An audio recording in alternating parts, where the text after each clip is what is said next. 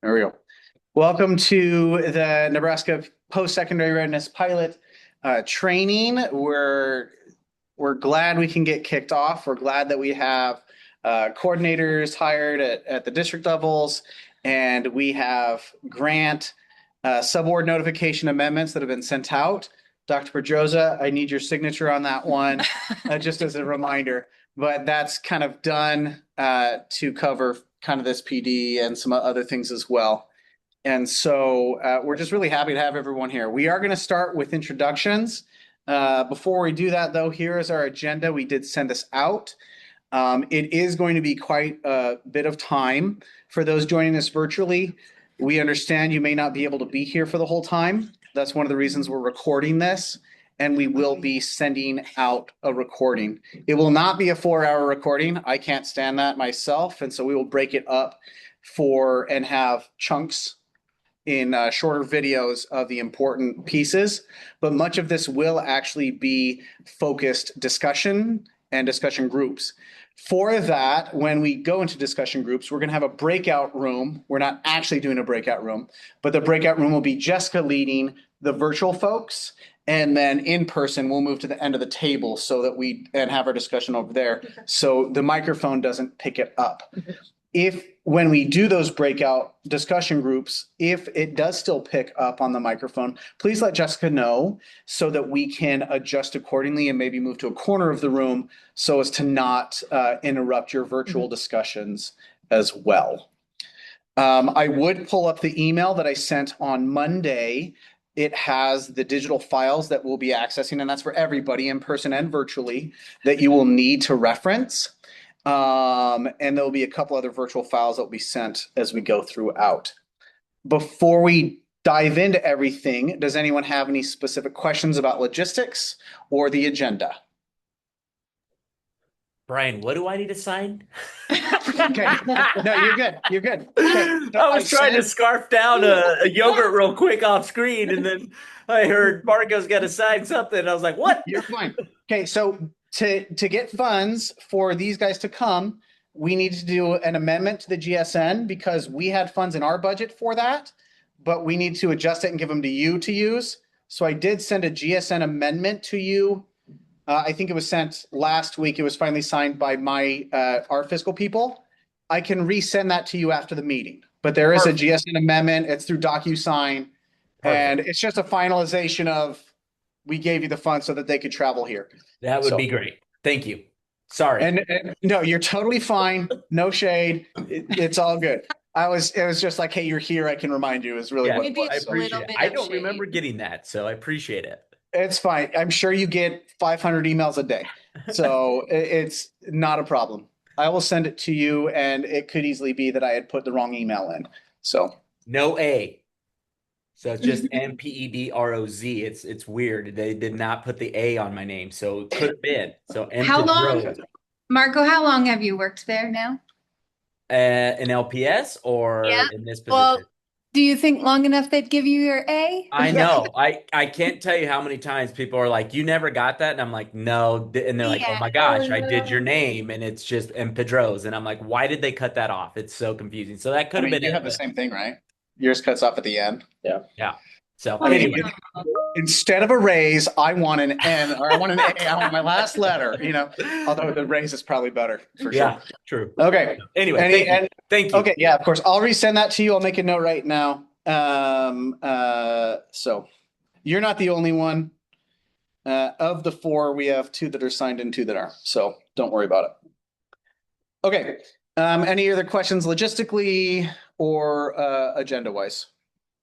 Do you want to share your email just for the recording for posterity's sake if folks need access to or resent that document that you need signed? My email is that's my old email. Yeah. Brian.welch, Brian with an I, Welch with a CH, no S in there, at nebraska.gov. So if you have any questions, anything at all, feel free to reach out to me. If I'm not the right person, I will connect you with the right person. But just for sake of ease, you can see my name on the screen, hopefully.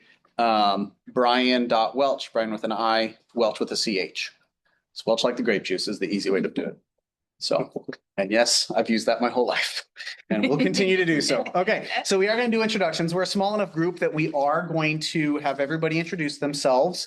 If you would please introduce your name, the school, district, or organization, I should have added on there, that you are associated with, and what your current biggest question about the PRP is right now. Obviously, we hope to answer most, if not all of your questions today during this time. But if people need to jump off, you may miss that section. And we want to make sure that we get that answer to you. I will be going through the recording and making sure that we have all of those, although I'll jot down notes as well. So I can start. My name is Brian Welch Sr. I am with the Nebraska Department of Education. I started there 4 years ago, focusing on family community engagement and a little bit of after school. I continued that work 2 years ago with a nonprofit leading the Statewide Family Engagement Center. And then I am back at the Nebraska Department of Education leading this work. Along with Gear Up, we're working on some very exciting things having to do with direct admissions and looking at talent search, TRIO, to other post-secondary readiness pieces.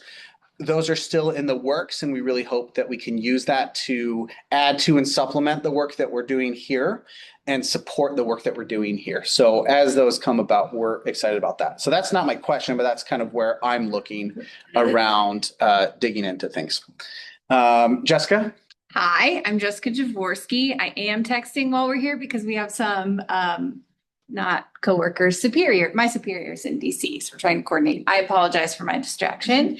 I am a grant writer for the Nebraska Department of Education. I work under Lane Carr with the Office of Policy and Strategic Initiatives.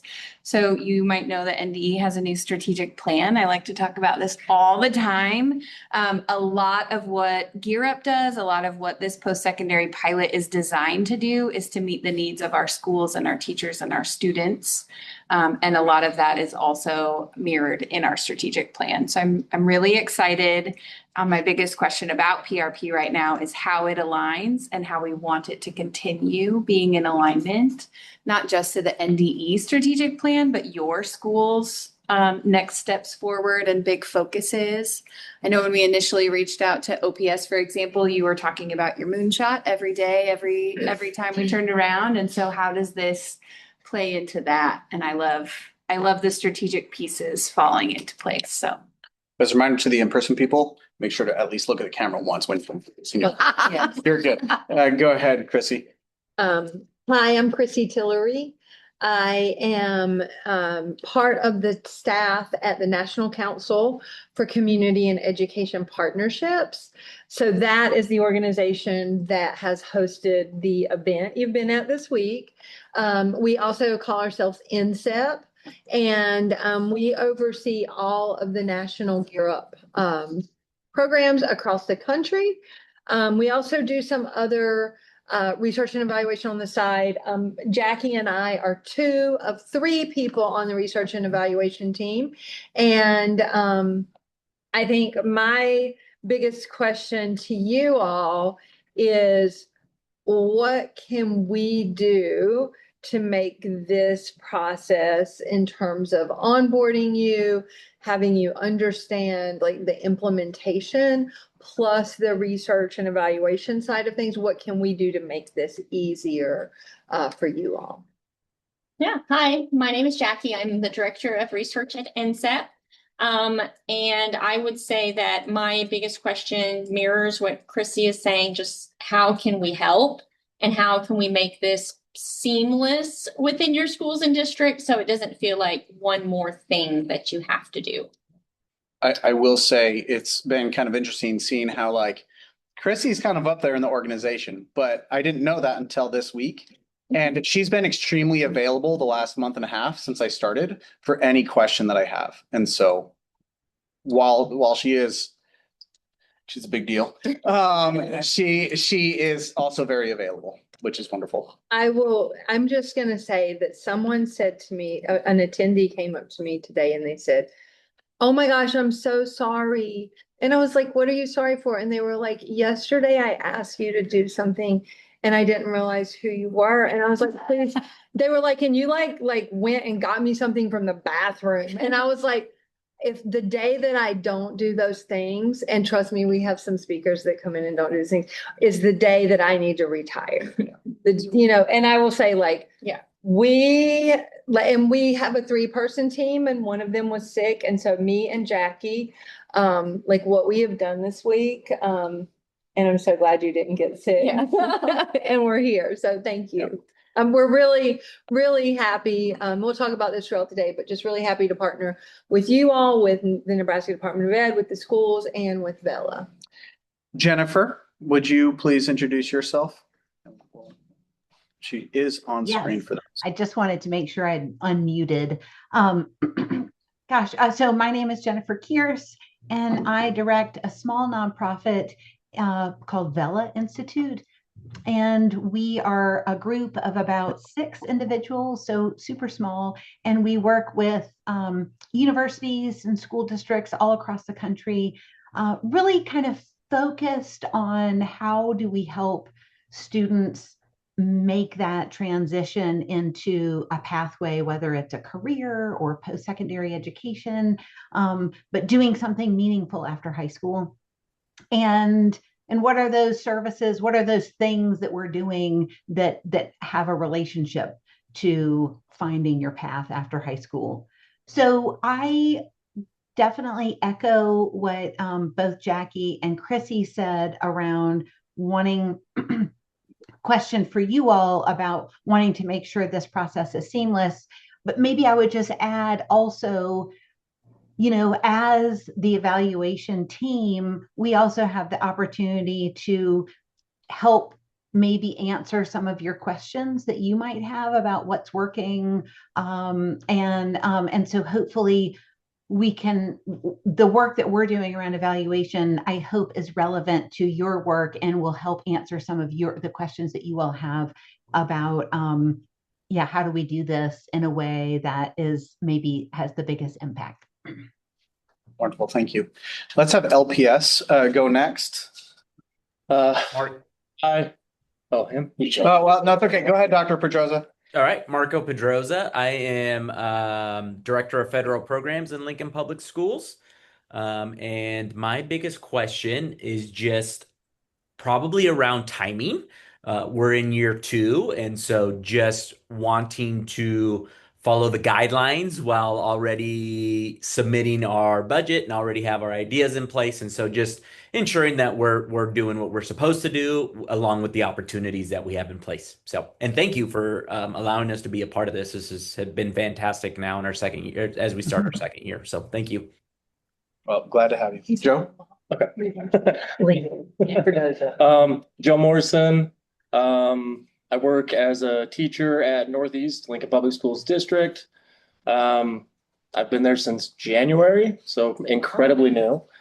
And I guess my biggest question, I've been thinking a lot about family engagement and just Northeast community and the EL students. So trying to make an impact on that. Excellent. Thank you so much. Sarah. Hi, my name is Sarah Schultz. I am an ELL department chair at Lincoln High. I've been there for 15 years, I think now. My biggest question sort of echoes Dr. Pedroza's around timing. So thinking about the work that Lincoln High implemented last year, like what work as we continue into this year sort of aligns with this plan. And then also think about going forward, whatever we implement, thinking about sustainability, maybe if the grant runs out, or do we secure other funding as we, move forward with some of the ideas that I have after being here this week. Great, thanks. Excellent. All right. Lacey, would you please introduce yourself? Yes. My name is Lacey Adams. I am a post-secondary navigator at North High School. And I think one of the questions I have is just rereading the grant and looking at a lot of the other Gear Up programs around the area, is that idea of cohort and what that can look like in a school, and how do we frame the programming so that we have those cohorts that are also easier to track data, and identifying like what those groups look like. Excellent. Thank you. Teresa? Hi, I'm Teresa Aguirre with Omaha Public Schools. I'm at Burke High School. I think my biggest question right now is how we are measuring like meeting the barriers that these students have. I know in the grant it mentions it a few times. I think that's my biggest question because I have a background in social work, so I'm like, how can we help get them to where they need to be? So, yeah. Wonderful. Is that everybody? Did I miss anyone? You've got everybody who's online. Excellent.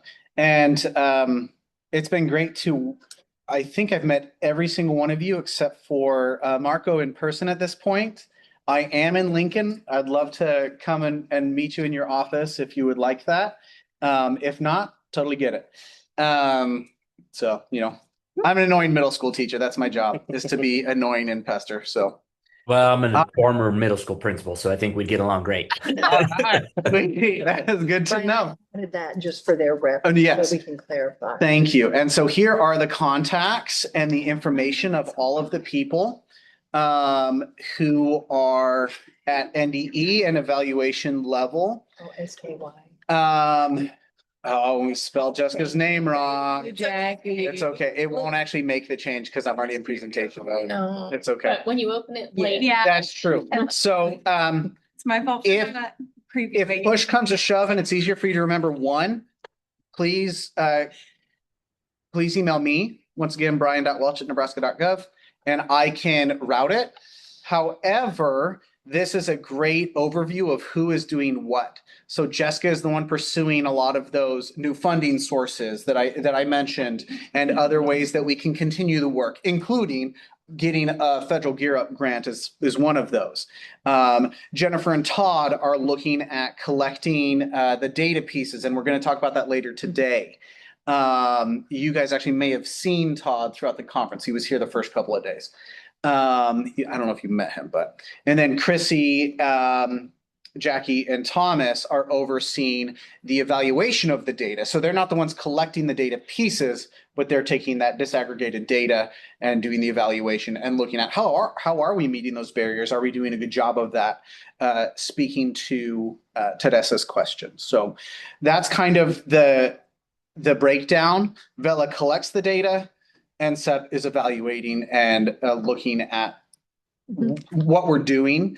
And then, Jessica's looking for more funds, and I'm the everything else kind of guy. I'll be the one processing the reimbursements and other things like that, and providing technical assistance and training along with Yes. NCEP and Vela. They will also support with training and technical assistance. Did I Yes, do a good I job of summarized breaking that that down? on the next slide. Oh my goodness. I thought it was on this one. Okay. I didn't realize you put two slides. So, Right. This was a fine. pop quiz and you passed. You My all right. apologies. You're doing great. For context, Joe has more time than I do in the position. So I got a month and a half. I do have experience with grant management though, and family engagement. So excited to bring that here. Okay, so here is the overview of the PRP grant. Go ahead. I believe this is Jessica. This And Jeff. is, we have two slides. So I'm gonna do the first one. I'm gonna pass it to Jennifer for the second one. If you were able to view, we didn't record our session yesterday, did we? It's not We didn't recorded. record it. No, beautiful. Oh, we have a visitor. Water. Hi, is there water? Yeah, there's a water. Oh, yeah, go for it. Yeah. Hi. See, So I wanted to just do a little bit of an overview for folks who aren't aware of where the PRP project came from. And so we started in 2024. Also, that was the year that I started working for the department. So my boss is Lane Carr. He runs the Office of Policy and Strategic Initiatives. And he says on one of my very first days in the office, Nebraska has never had a Gear Up grant. Like this should be at states all over the nation, and we've never had one. So Gear Up stands for Gaining Early Awareness and Readiness for Undergraduate Programs. And it's really blown into career and college. So this full post-secondary vision. So in 2024, we start writing. Vela Institute has been a partner with us since the very beginning. There were actually statewide service providers who brought this to Lane in the department to say, why don't we have one of these grants yet? Why aren't we doing this? So we got together, identified matching sources because this grant requires match, and we applied for $35 million. It takes a little bit of time for the Department of Ed to go through all of those applications. So you'll see it gets its own square that we were rejected. We missed the mark by 14 points, but we learned a lot in the application. We made a lot of great friends, a lot of connections with the schools who are piloting now and more, right?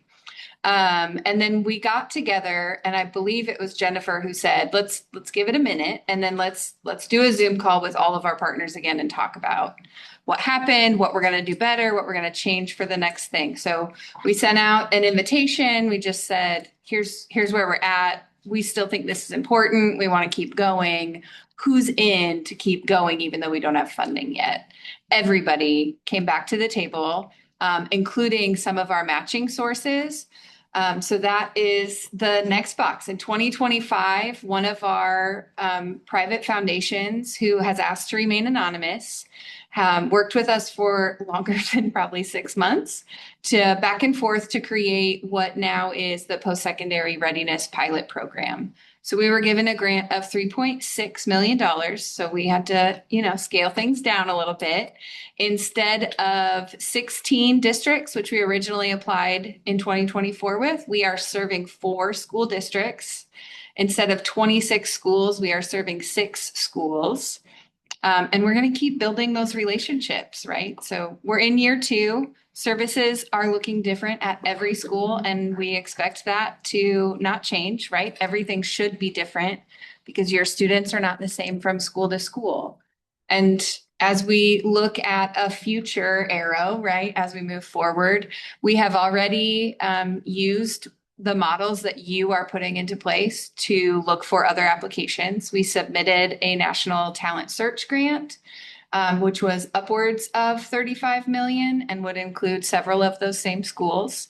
Obviously, things change. So if that were to be funded, the list might look different. I don't want to be recorded saying you're in. Yeah. That's not how it works. But talent search has been applied for. We are talking about the statewide strategic plan and how funding can be blended into different activities. So it might not be all of what you're doing at your school, but there may be other sources of funds for things like family engagement or specifically for English learners to access additional resources like Literacy HQIM. So please keep the questions coming. Please ask about alignment. If you have ideas of private or public sources of funding that we should be pursuing, please let me know. I love to write. I will add that the benefit of this being through private funding is we can use Gear Up as a model so that we're not starting from scratch and as a structure to help us. But because it's private, we can do what we want within reason and within following like NDE guidelines. We are still doing that. But we have a lot more leeway to blend and, hey, what about instead of, no, this is what Gear Up does and how we need to follow. We use that mainly as a starting point, just to make sure we're not starting from nothing. But we can go where we want to within reason, obviously.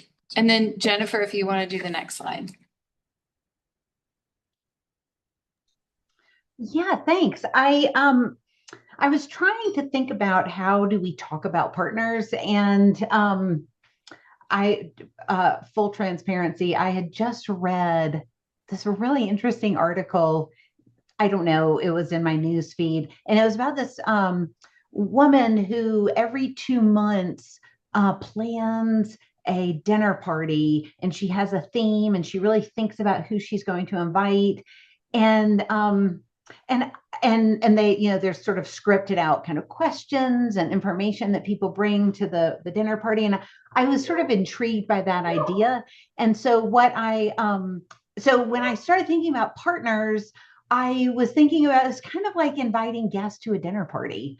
And so I am so grateful that when I was working with Jessica and writing the Gear Up grant, that we did it not just the 2 of us hammering through, at the last minute to write a grant, but we did it with partners together. And I think if we had not done that we would not be where we are today, because pulling in those partners and making them a part of the process was really, really integral to then one of those partners saying, hey, we've got some money. How about if we fund a pilot? So I think that working with partners can be sometimes really difficult to know who to bring in, who has the expertise that you need. And it's also can be it makes any program so much richer because you have all those partners coming together. And I'm sure we've all worked on a grant, or we've done a project with partners before. So I know I'm not telling you anything you don't know, but just my 2 cents on partnerships and the importance of bringing people in. Thank you, Jennifer. At this point, we're going to pass it to Yeah. Jackie to talk about student and family services. Okay, so I'm going to provide just a very high-level overview of student and family services and talk a little bit about how those fit in the PRP. I know that all of your schools implemented something last year, but also there are lots of things that you could do that maybe you didn't know you could do with these funds. And so I'll just give you kind of an overview of what those buckets are of where services can be provided to kind of get your brain moving in a way of what can we do creatively to assist our students. So one of the things, and Brian's going to talk about a handbook and a work plan, and those are things that did not exist last year in the project. And you're going to see types of services in the handbook and types of services in the work plan, and you're going to see some definitions. And so I'm going to talk a little bit about common definitions and why those are important. So we've worked with hundreds of Gear Up grants all over the country, and in the past, when one grant would have a financial aid workshop or a family event, they may not be talking about the same thing as maybe another grant having a family workshop and a financial aid event. So we came up with some common definitions to try to get those services more aligned and to ensure that when we're talking about these services, we're all talking about the same thing. And so you're going to see some of those definitions in your handbook for what are the services that we can provide, and they're aligned both to Gear Up, but also uniquely for Nebraska and your objectives in the PRP. You're also going to see these common definitions when you start using the PI platform, and Jennifer's going to talk about where you're going to put your data, right? So your data is going to have these buckets of services, and I'm going to show you what those are in just a few slides that you may have to map some of your services to, right? So you may have to decide, is this a family workshop? Is this a family financial aid workshop? And so we give you some information to help you do that. And the reason for that is, one, it's really foundational when we're looking at what's effective in your schools, that we're all talking about the same thing, so that we can say, yes, this is effective for EL students, and we're all talking about the same type of service. Also, if you're talking to each other across districts, it's important that you understand that we're talking about the same thing so that we can improve our programs. And then on the research side, of course, it helps us to have more consistent data. So we're more confident in telling you, yes, this works.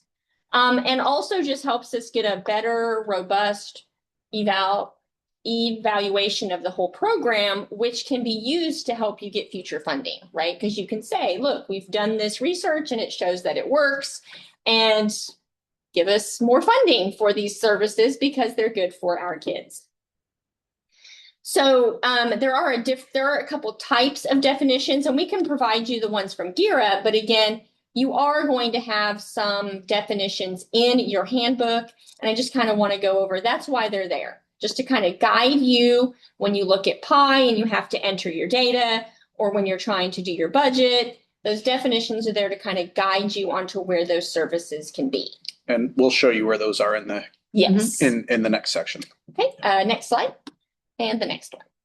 So what are these services? So I know that all of you, innovated things last year, but there might be some things that you could use this funding for that you haven't thought of, or maybe didn't know that you could use this funding for. And so looking through the handbook, you're going to see some different types of services. Some of the services that are allowable are aligned to Gear Up. Again, Gear Up is kind of the structure or the framework for this work. And there are many different types of student services that you could provide, such as college visits, educational field trips, mentoring, and tutoring. Next slide. But you can also provide services for families, and those can look many different ways. In Gear Up specifically, we do things like family college visits, family counseling advising, family workshops, and financial aid for families. And then the next slide. But specific to Nebraska, because you're not under a Gear Up grant specifically, and you do have more flexibility, there are many other types of services that you can provide with these funds. And these come straight from the handbook.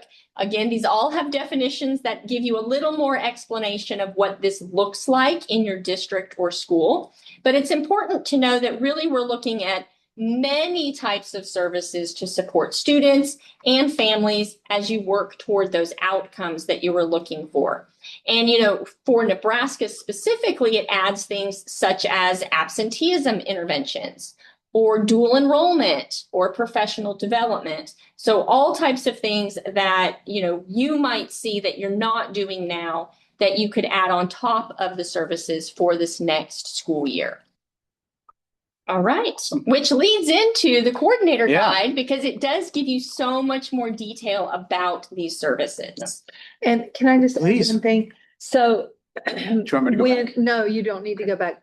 We'll share out this slide deck with everyone, and Jackie has a lot of additional slides that go into much deeper detail, but in order to not overwhelm anyone as we begin this process, we hid those slides, but she will unhide those. And then Brian, when you share those out and folks are like, oh, let me go back through that training, let me go back through that presentation, you'll see much more detail, all that aligns with the coordinator guide. Right.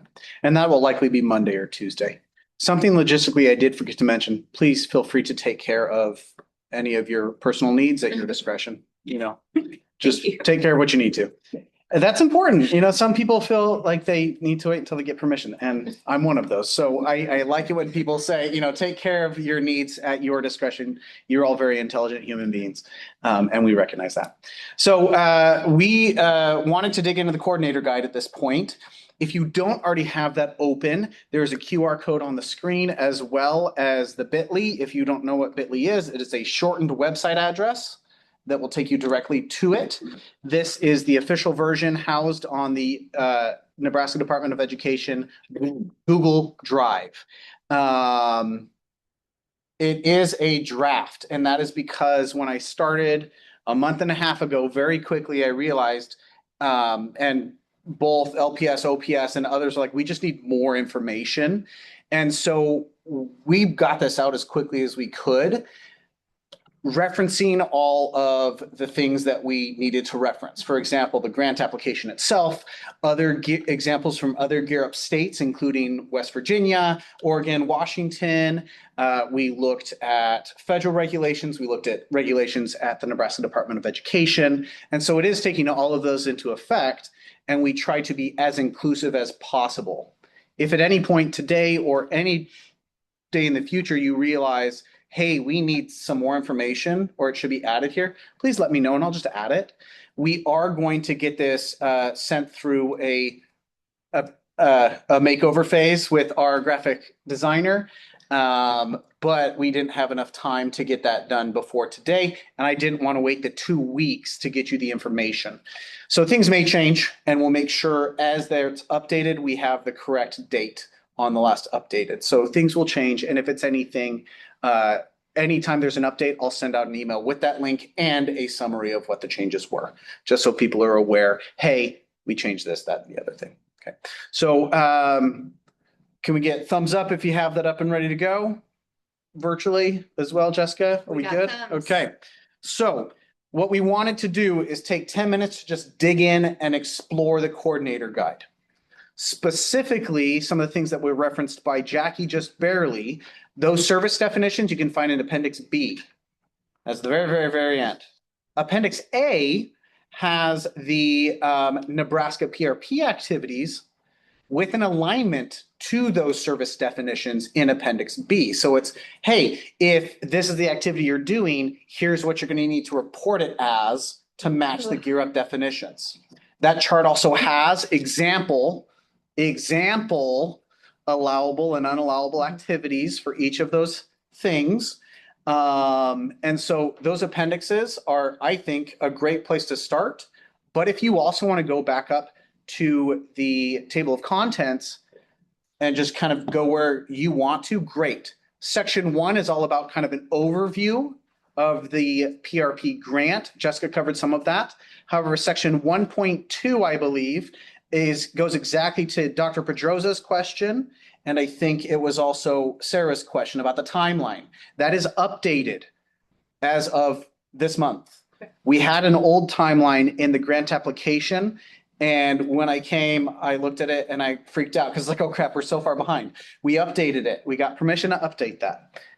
So that timeline is something that we made sure to update. Section 2 is all about the work plan. We are going to dig into the work plan later on today, probably in about an hour. So if you want to start looking at that, great. Don't feel like you need to though, because we are going to have dedicated time, about 45 minutes for the work plan. And then section 3 is a list of free resources that are available right now, paid for by Nebraska Department of Ed, that apply and can apply to what we're doing. That's the section I'm most going to focus on this next month, expanding. Because I know there's more resources that I didn't get on here, but we wanted to make sure the guidance was there first with some of those. So questions before we start that 10-minute timer for everybody? Okay, this is one of those breakout rooms. So Jessica will be working with the people virtually. Feel free, people virtually, to just talk, unmute in the chat. Those in person, we're going to scoot to the end of the table and we're going to dig in. You can do it solo if you want to, or if you want to be talking through it. I'm a verbal processor. Feel free to do that. And if I'm verbally processing, you need me to shut up, tell me to do so. All right. Marco, do you want to call one of your people or Brian so that you can join them on that side of the table? Or do you want us to assign a breakout room? Or would you like to talk with OPS? You know what? I wouldn't mind talking to OPS just to see kind of their thoughts and get some new information. Yeah, I think Sarah and Joe over on their end, if they have anything that they need from me, feel free to send me a Zoom chat and I can respond that way as well, guys. Perfect. If that works for you, Sarah and Joe. Yeah. Yeah. Okay. Okay. I do see there's a comment. Is that something that we need to? That's just me checking in. Okay, perfect. Awesome. Ask a quick question. So I feel like you said you were a teacher for sure. And I feel like you said you were Yeah, I'm a teacher and I'm the department chair. teacher and department chair. You're a teacher, but somebody else said that they were the something coordinator. Lacey's a navigator. So, okay, is that like a PRP specific position? Let's ask her. Lacey, Hey, Lacey. Teresa, do you want to answer that? Yes, it is a specific PRP position. Gotcha. And you are in Omaha Public Schools. Omaha Public Schools, correct, in a high You're not school. a teacher as well. You're not a teacher. No. You're only the navigator. But your role is the same, or is it like a supplement? Does each district have a navigator? I should probably know that. There you go. But I think that's where I got confused. Yes, they have a pot of money to decide what they want. We Okay. asked them to have at least a partial person, so we knew who to talk to about data Okay. and PI. That may change by the time you watch this recording, but at the time of implementation, we asked every Right. school So site. 4 navigators, Six 6 navigators. Yeah, Because every Scott school Slough and site, South not Sioux are not district. represented. Okay, here today. but the Lincoln navigator is not with us. These are the links. These are the two Lincoln We're the navigators. navigators. Yeah. I mean, the terminology that we're using is interchangeable. Okay, so You know, you can be a like- teacher and a navigator. That was left up to the But school. Lacey is only a navigator. Correct. Teresa as well. Okay, so in Lincoln Public Schools, there are more than you two. You are the only two Is Dr. Mendoza? No, but I love that you're asking all these questions because they're the same ones I had. Okay, I I'm think sorry, now so. Okay. I think for the purposes of posterity, in the world of Gear Up, it's federal dollars. You cannot pay a teacher while they are teaching Right. because of their contract. Yes. Okay. So that's part of the like distinction here. These are not federal dollars. Right. So I will leave it up to every school to interpret this as their contracts are written with their own teachers. Yep. From the NDE's perspective, each school gets money to do these things. Okay. And then you decide, do you need a partial FTE? Do you need to pay a teacher after hours or So during? you are like teachers plus navigators. Correct. Yeah. Got it. That's really interesting because I wondered why I was seeing so few teachers here at the conference. Yes. Well, That makes way more that sense. was because the funding that we set aside was for one person per site. Okay. And that was more just because of budget, not because we wouldn't love to have more, but it is expensive. Yes. And so that's why only one per site. Okay. That was an intentional limiting factor just because of, we wanted to be cost effective and all that. So. And thank you. I think it's just as I'm talking with each of you all today, it helps to understand like your role. And I think Sarah, and I guess this is a note to you, Dr. Pedroza, that when we meet with like LPS, all the people together, I think that would be a really good thing to clarify as well, who else is being paid with this? So, hey, I can bug that person so they can help me with stuff. And so, because that's a very specific LPS question, I think. And so I think that'd be good for when we meet together. Okay. Me and kind of us together. It So. might also be worth noting that as we have sustainability talks, True. there will be some distinction between what you're allowed to do right now and Yes. what that might have to look like moving forward. Right. And maybe that's also getting some folks like Dr. Pedroza into a room to talk through some of those expectations and Yep. and changes that might come down the line. Got it. Okay. Yeah. 10 minutes. So about 2:55 or 1:55 if you're Central Time. If we need to stretch that, we do have time to stretch that. Okay. Let's go ahead and move down there so we're not interrupting that. And I'm going to the bathroom. Hello, friends. I'm going to turn my camera on so you can see my face, even though it's right over here. Right back. Hi. Yeah. How is life at OPS going? How are we doing? We just started in May, like today, so started like the last week of April. So it's been a really fast attempt to learn before school was out. And then since we're school-based, our teachers are absent. So it's been a lot of planning and relying on like all the grant information and stuff and just our previous knowledge of working with like immigrant and refugee communities and connecting all of that together. Very cool. And Dr. Pedroza, how are you? How you feeling? I'm doing great. Thank you. And please feel free to call. I've never been called Dr. Pedroza more than I have in this first 30, 45 minutes, please. It's Marco, please. But good. I'm feeling, we just keep rolling here in federal programs. Yeah. There's really no break. We just keep going. I love that. Thank you all for your flexibility as we start to really dig into implementation. You saw from that timeline, I maybe have been in the Gear Up headspace a little bit longer than your average bear. So if you need me to slow down on something or explain something more deeply, please don't hesitate to ask. I don't want to have to like raise hands and call people. I'm not a trained teacher, so you just jump in. Wanted to talk about the coordinator guide. Do all of you have that open right now? Yes, great. Could you just take some time to dig through and maybe shout out what you're seeing, what is confusing, or what might be really helpful for the work so far? Two are going to be seniors. I can start. This is great. It's starts to clear up a lot of our questions, I think. But the one that still even gets me in the world of grants is the supplement, not supplant.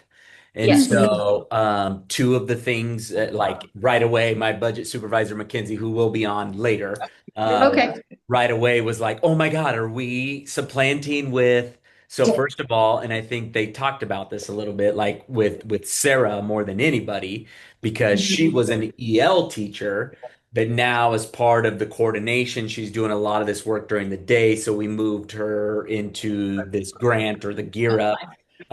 So I was like, oh my gosh, are we supplanting now? Or does that, because she's a coordinator, like, does that work?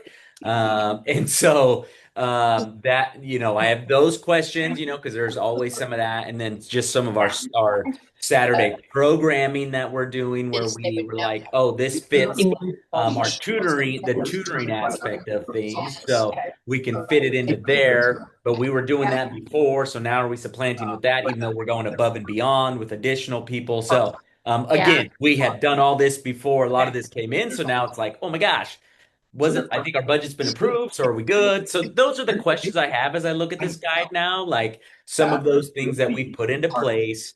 Are we able to continue with them this year? And then does that look different when we look at, like they were talking about, when we move to maybe an actual applying for grants, or what are the next steps on that to ensure we're in compliance?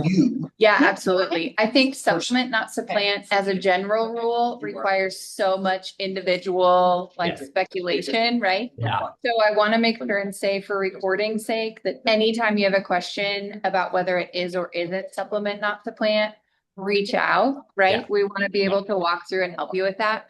Yeah. From just the example that you shared about a Saturday event and how you were doing it, and now we know it aligns with this funding source and we're going to use this funding source. Can you tell me what you did with the money that would have been spent on that Saturday event? There's people at your school that are getting like 10 or so which means you'd be helping me on this. We might not have paid people to go and do it. So like while we had people that were running so you have a teacher running this Saturday school, right, but we never had tutors or advocates going and work. Now, because of this money, we paid tutors and advocates to go do this work. So that's how we're going above and beyond, which I think that is fine. But I also wonder if now I'm trying to remember, and I don't know if we also are like, well, let's just might as well pay the teacher out of this as well too, right? And then let that just go back to the general fund, which, speaking out loud, is supplanting. And so that's where I think about, okay, do we need to at least move the teacher back into the general fund and continue to do the other pieces out of this fund? I think if you're looking down the road long term, yes, that would be the smartest thing to do. I think if we're talking about in the short term for this privately funded grant, you are okay with what you're doing. Right. And knowing the difference between that and then making the next step decisions based on LPS as your own. The other thing I would say is if you're putting the teacher's salary back in general fund and could say that's now going to X, and so that is being supplemented. I think our funder would like to hear that, like what you're doing with the cost savings. And that's also a learning for the department to see like, oh, if we could find more of these kinds of funds, schools could do more of this. Sure. No, it totally makes sense. I think and I'd have to talk to the building principal specifically on that, but and I think that's too, like navigating that, like of, okay, here's the guidelines, knowing that it is private funding right now, so you could probably get away with some things, knowing that if we move into this forward, no, you can't, and so just navigating that right now, those murky waters, right, I think is my biggest piece. Yes, I appreciate that. Did you have? Yeah, also just adding, it also depends on where those funds came from that you were paying for Saturdays. Because if they were another federal source and it's not required, you could move it to another federal source, or you could move it to a private source without supplement, not supplant. So also just looking at where that original funding comes from. Like if it was paid for with Title I Part A and it's not required as part of your Title I Part A, then you would be fine. Yeah. Oh, I get that. Okay. That's very helpful. Thank you. And career things that seem like could I just add one more thing to that? One of the things that's so beautiful about this pilot program is that you get to kind of dip your toe in the pool and see what's working. For it being more ELL. I guess what I would say is I wouldn't There be is so right now worried about side- what it looks like when we hopefully, you know, in the future, when we transition to a federal Gear Up grant. I would just think about what's working We talked about supplementary implement this facility. pilot right now. And Yeah. then when we make that transition, maybe we could kind of think about, okay, what was working in the pilot and how do we want that to translate now into this Gear Up grant? So Because I do the same thing. Working with so many other Gear Up grantees across the country, sometimes I get a little tripped up in my mind within Nebraska. When I think, oh wait, Gear Up can't do that, and then I realize, oh, it's a foundation, so it doesn't matter. So I think that's maybe my 2 cents around. Maybe just go ahead and do it. No, I get it. No, I appreciate that. Yeah. No, I do. I appreciate that because it gives us that flexibility of, hey, you're okay right now.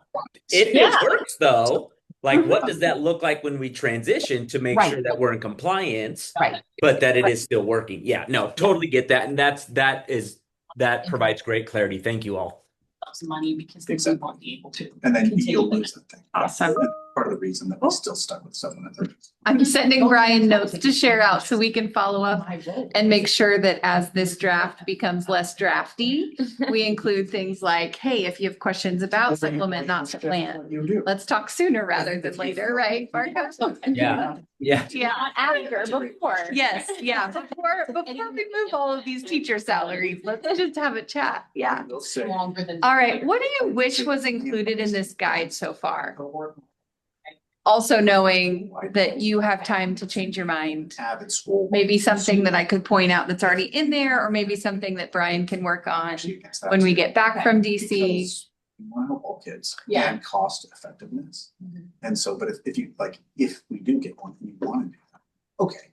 Personally, I'm against it because of that reason. We want to help all kids as much as we can and spread the funds equitably if possible, where possible. Okay, so we didn't college and career advising, and then okay, so those are the two where I feel like it's a little bit. I don't know if there's anything right now. I mean, when we're looking at like the work plan and how this can act as a guide for describing all of the work, I think there's a lot laid out with like examples. Down with which kind of guide. So for us not having done all of the things previously and just getting going and making sure that all of the activities, we're opposite kind of, we're making sure our activities kind of align with all of this right now. Section 3 of that, above this. Which is lucky. I mean, we get to do that, I guess. And yeah, I think it was pretty descriptive because we had started like brainstorming and having all of these ideas that we were going to start working with, and so now to see the definitions and so some of the things were like, okay, scrap it, that's not allowable, like throw it out right now. I think it was good again, and then that work plan and attached to that and having this. I love it. Would you mind sharing one of the things that you scrapped that you would like to do? I'm mostly just because I'm curious. Oh, well, so originally I was like, oh my gosh, are these unrestricted funds? There is no guidance yet. I was like, incentives, let's go. And that was like the first thing I read on here. I was like, no, that's not allowed. Okay, that's why I was super excited having worked with grants. I was like, that's amazing. We never get this. So it's resources. But this is more similar to other grants. Yeah, sorry. No, that. I mean, it's not.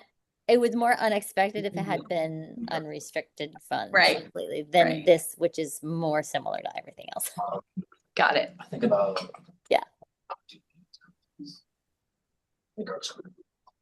So one of the things that we're doing at one of our schools, Lincoln Northeast, if I remember correctly, is like providing an additional section. So while it might not be specific to tutoring or to, I'm trying to think where else it fit under.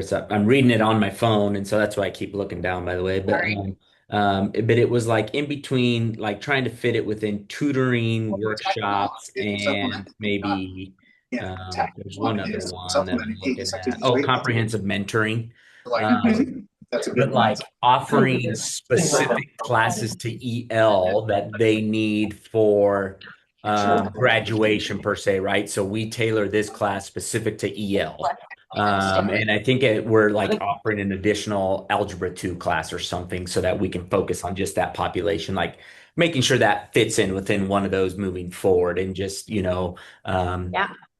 are some of our thoughts that we have. Yeah, I love that.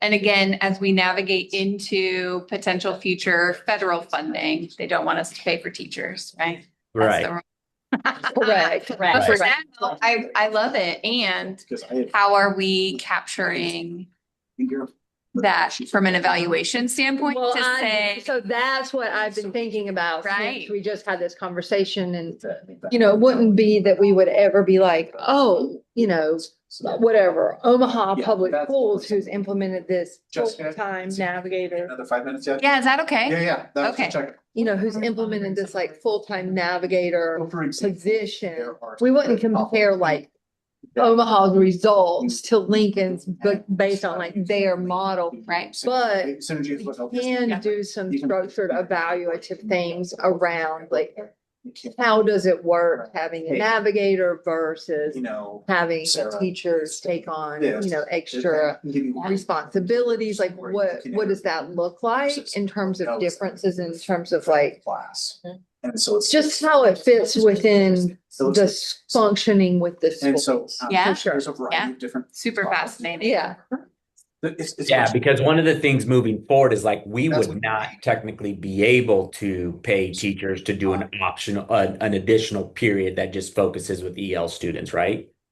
No grades. Jennifer, is that 100% correct? Sarah No, has it's this- not. Yeah, that I was thinking you can do some of that. But So could you free up time by hiring a navigator position, free up your teacher's time to do those extra things? Well, okay, well, Right. let's first talk about what you can't do in. Yeah, thank you, Jennifer. A teacher who is paid, whether it's state funds or other funds, they're being paid to kind of do a job. And that's how Gear Up interprets that as supplanting. If you pay that teacher to do a different job or something in addition to their teaching within the instructional day.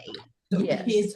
Now, there are two things that you can do with to pay teachers. One is if a teacher takes extra responsibilities and they're doing things before or after that instructional day. I would you can suggest use them just to do that.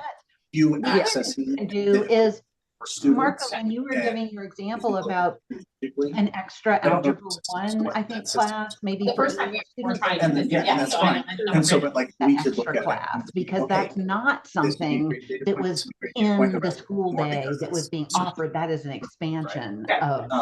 But yeah, that's exactly the. And type if of- you wanted to hire somebody to teach that class, you could. So this is where I think like in the Gear Up language is going to be super important and how it aligns with like the what like our policies say for a teacher contract. Yeah. Because technically these classes would be during the day, but it would be But that's during okay. it would be during a teacher's plan time that they are now taking on an extra Okay. Yeah, responsibility. perfect. Okay. Okay. But that is not, that is still okay. Okay, perfect. Yeah. Perfect. So we would offer these learning labs or these Yeah. optional periods Mhm. and pay through these teachers to take this extra responsibility on Yep. during what would normally be their plan time. That's perfect. That's a great example of something Awesome. that you can do. It's Okay. kind of, We're not paying for, but. it's a little bit of a gray area, but it doesn't mean it's gray in terms of it being bad. Right. But you are interpreting that 100% correctly. You are Perfect. using. Okay. And here's how it's. So then thinking about then. Okay, Joe, No, jump this is in. fine. what else? Saying all things. We'll do about Well- a minute and then come back. Yeah. One more minute? Okay, so thinking about. I'm glad that everybody wants. to Yeah, and continue. So just this- to make a distinction for the folks on the virtual side. Jennifer really will be the resident expert on kind of operations and administration things. Whereas I am going to be more of the resident and Jackie on the, research and evaluation, more statistical things on that side. Not that Jennifer doesn't have that skill set too. Well, And then, So I think so. I'm just going to give you a Jennifer's quick. been a Gear Up director. in the district Let's- this year. Yeah. Okay. When I was hired Yes, initially, I love it. I love it so much. the Gear Up grant that I Not gonna be happy with took me. over It depends was on, had been mismanaged. So, and that yes. is within school too sometimes. To the extent that the Department of Education was threatening to take all federal funding from the university, including financial aid. To the So that extent gives I you- warned Jennifer not to take the job. Right. A little, oh yes, Chrissy actually said you should not do this. I will say though, the upside to taking the job was that I went into a really messy situation and I learned so much. And I chose to have annual audits because one, I wanted there to be a paper trail to show what I did not do. And at that moment in time when I came and took over. But the project officer Okay, that was great. was, I had to get approval for every dollar that I spent. And so she and I really developed a great friendship. And I just, again, I learned so much around federal regulations, around what was acceptable and what was not, and how to interpret the regulations, both through the audits and through that project officer that first year working with them. So that's where my experience comes from. Sorry to cut people off. I am so glad that there's so much desire to dig into this, and just knowing that this is only scratching the surface. I plan on meeting with district personnel at least monthly, and if more often is necessary, I'm totally down. I can be in person at least once a month. I did get permission for that. And I'm hoping that applies for Scottsbluff and South Sioux City as well. At minimum, I am going to be in Scottsbluff at least quarterly. And South Sioux also minimum quarterly, just because it's a little further, it's harder to, but I am willing to, and I will definitely be there as often as I can. So if you ever want to have a one-on-one virtual, a one-on-one in person, let me know. I do have funding for that, and I will make it happen. So with that, that was more like 20 minutes, and that's great. We got about 5 minutes before we need to move on to the next section. I'd love to hear some debriefs. We have our prompting questions up there. It doesn't need to be that. What was most helpful glancing through this? What was most confusing? What do you wish might still be included that isn't yet? And what are questions you still have? I can start sharing out. I sent you a Teams chat also to follow up that a supplement, not supplant reminder that if you need additional clarification, let's chat before you make a decision. All of that can be just a helpful reminder that we're here to help. We don't want to ever have a gotcha moment with the budgets or supplement, not supplant rules. And Marco brought it up. So to Marco's point, we're sort of in this gray space, right? We want to honor if we go into this next federal step, we want to have a good relationship with our money, and we want to also be respectful of a good steward of the money that we do have. But we are in a gray space. That is the reality. Yeah. So don't hesitate. And I would just say to follow up on what Jessica just said, I am really good at brainstorming. And so instead of, I definitely ask those questions, but also I would be more than happy with Jessica and Brian to hear what is it that you want to do. And I feel certain that we can figure it out. And just how do you navigate the guidelines to just make it happen? Maybe it doesn't look exactly like what you originally thought, but I feel like that's one of my superpowers. Yeah. Kind of like turning a $35 million application into a 3.5 one. She's really good at it. Well, and if you look at those list of activities under Appendix A, the definitions and examples are intentionally non-prescriptive because we want to make sure it fits what works best for you. What other thoughts? What other thoughts, questions, and so forth?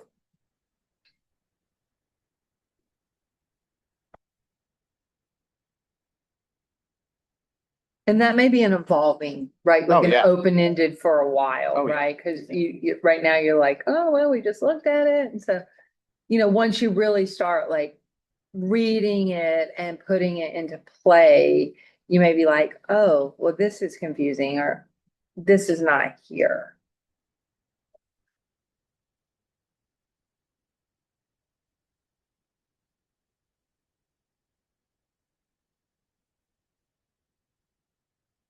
And I would just say any questions that you still have, like at this, and we're to be clear, we're gonna transition to kind of challenges and needs assessment section that will include, but doesn't only include the coordinator guide. It'll be just kind of like, as you're heading into this next year, what are you challenges are you facing? But before we go there, is there anything related to the coordinator guide that you're feeling like, I have some questions about that right now? Well, I was sort of talking Brian's ear off about some of the things that we are implementing and thinking about your comment about the language. Where do they fall in under some of this language? Right. So he gave me some clarification on a couple of the bigger things that we are looking at. And so my biggest question, I think, was just with me being a teacher and so much of this being like a college and career focus. I don't want to replicate what's being done in the counseling department. Right. I want to step on toes and taking things on. And so thinking about maybe where do I need to be really intentional about talking what they're doing. And so we're supplementing, not supplanting. Yes. Yes. For the ELL population. Yes, that's a great, that's yes. Yeah. And bringing them along for the ride. Just because they're not paid with this doesn't mean they can't. Well, and I don't Right, like, I didn't want to say like, do you guys do college fairs? Like, do you do things that I'm not aware of? Right. And then how can I help with that? Yeah. Or, Well, and Joe mentioned that too, of like, you don't want to duplicate something someone else is doing. Yes. Right. And making sure we're being good team members and spreading it school-wide too. If they're already doing it and we tack on and make it even better, well, great. We have more people in the fold that we're helping. Yeah, and I would say in a gear up environment, like what would happen is like there would be a meeting where like leaders from, where from the superintendent to the principals to people functioning in your roles and the navigator roles and the counselors, even though they're all not gear up staff, right, would all come together and be like, hey, we're a gear up school. And we would talk about everything that Jackie talked about. Yeah. Like, we're going to do all these things. And, the navigators or the teachers who have this like special assignment are going to work in tandem with the counselors to do these things so that we're not duplicating. And it is a fine dance, right? Like you bring up like such a great point that like, one, your hope is always that the counselors are like, yes, we really, do want all these kids to go to college and we welcome this money and we welcome these other people. And I will tell you, like, I think one of the biggest examples I give people is like, why do we need to do this? So like, my son who's here, who you may meet here in a bit, but like, I remember like at one point he had some friends over and like everybody, had decided like where they were going to college. And we were talking about this type of thing. And I was like, hey, like, who's your counselor? Like because at the high school they went to, there were, multiple counselors per, and my son was like, I don't know.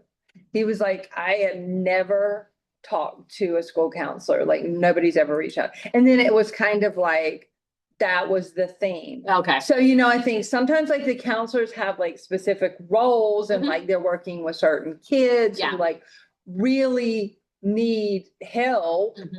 And then these kids who are like, they're going to college, they're going to be okay. They're just not touched. So it's like, you're just really thinking about like bringing more manpower. Yes. Well, and Joe mentioned that like both Northeast and Lincoln High do so much for the kids. Right. But I'm looking at some of these things and I'm thinking like, I bet there is a person who's maybe already doing a version of that. I Right. don't want to. So you may be able to say like, hey, we're already doing these things. Can we? So what should I focus on? Okay. Like, where are their gaps? Yeah. Well, I wonder if we should have maybe a meeting at the start of the year. Sure. once we figure I some think of that these would be a goals with great the idea. counselor. That'd be Yeah. wonderful. Okay.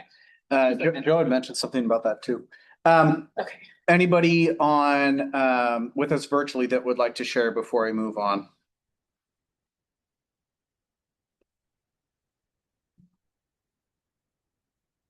Okay.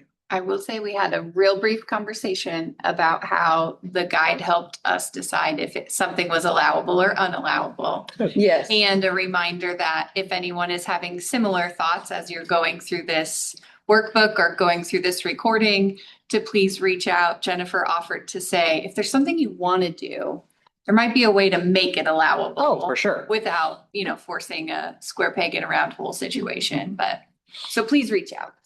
Especially with that, it is a guide. Yeah. So, okay, we're gonna pass it off to Chrissy and Jackie to talk about challenges and needs assessments. Yeah, so we're gonna spend the next little bit, we're gonna have kind of 3 segments before our fabulous break. Sorry for the virtual folks. But we're gonna put you back in your groups and we're gonna spend about 10 minutes. So we'd really like you to, and there's a Google Doc you can go to. You can just start brainstorming things there.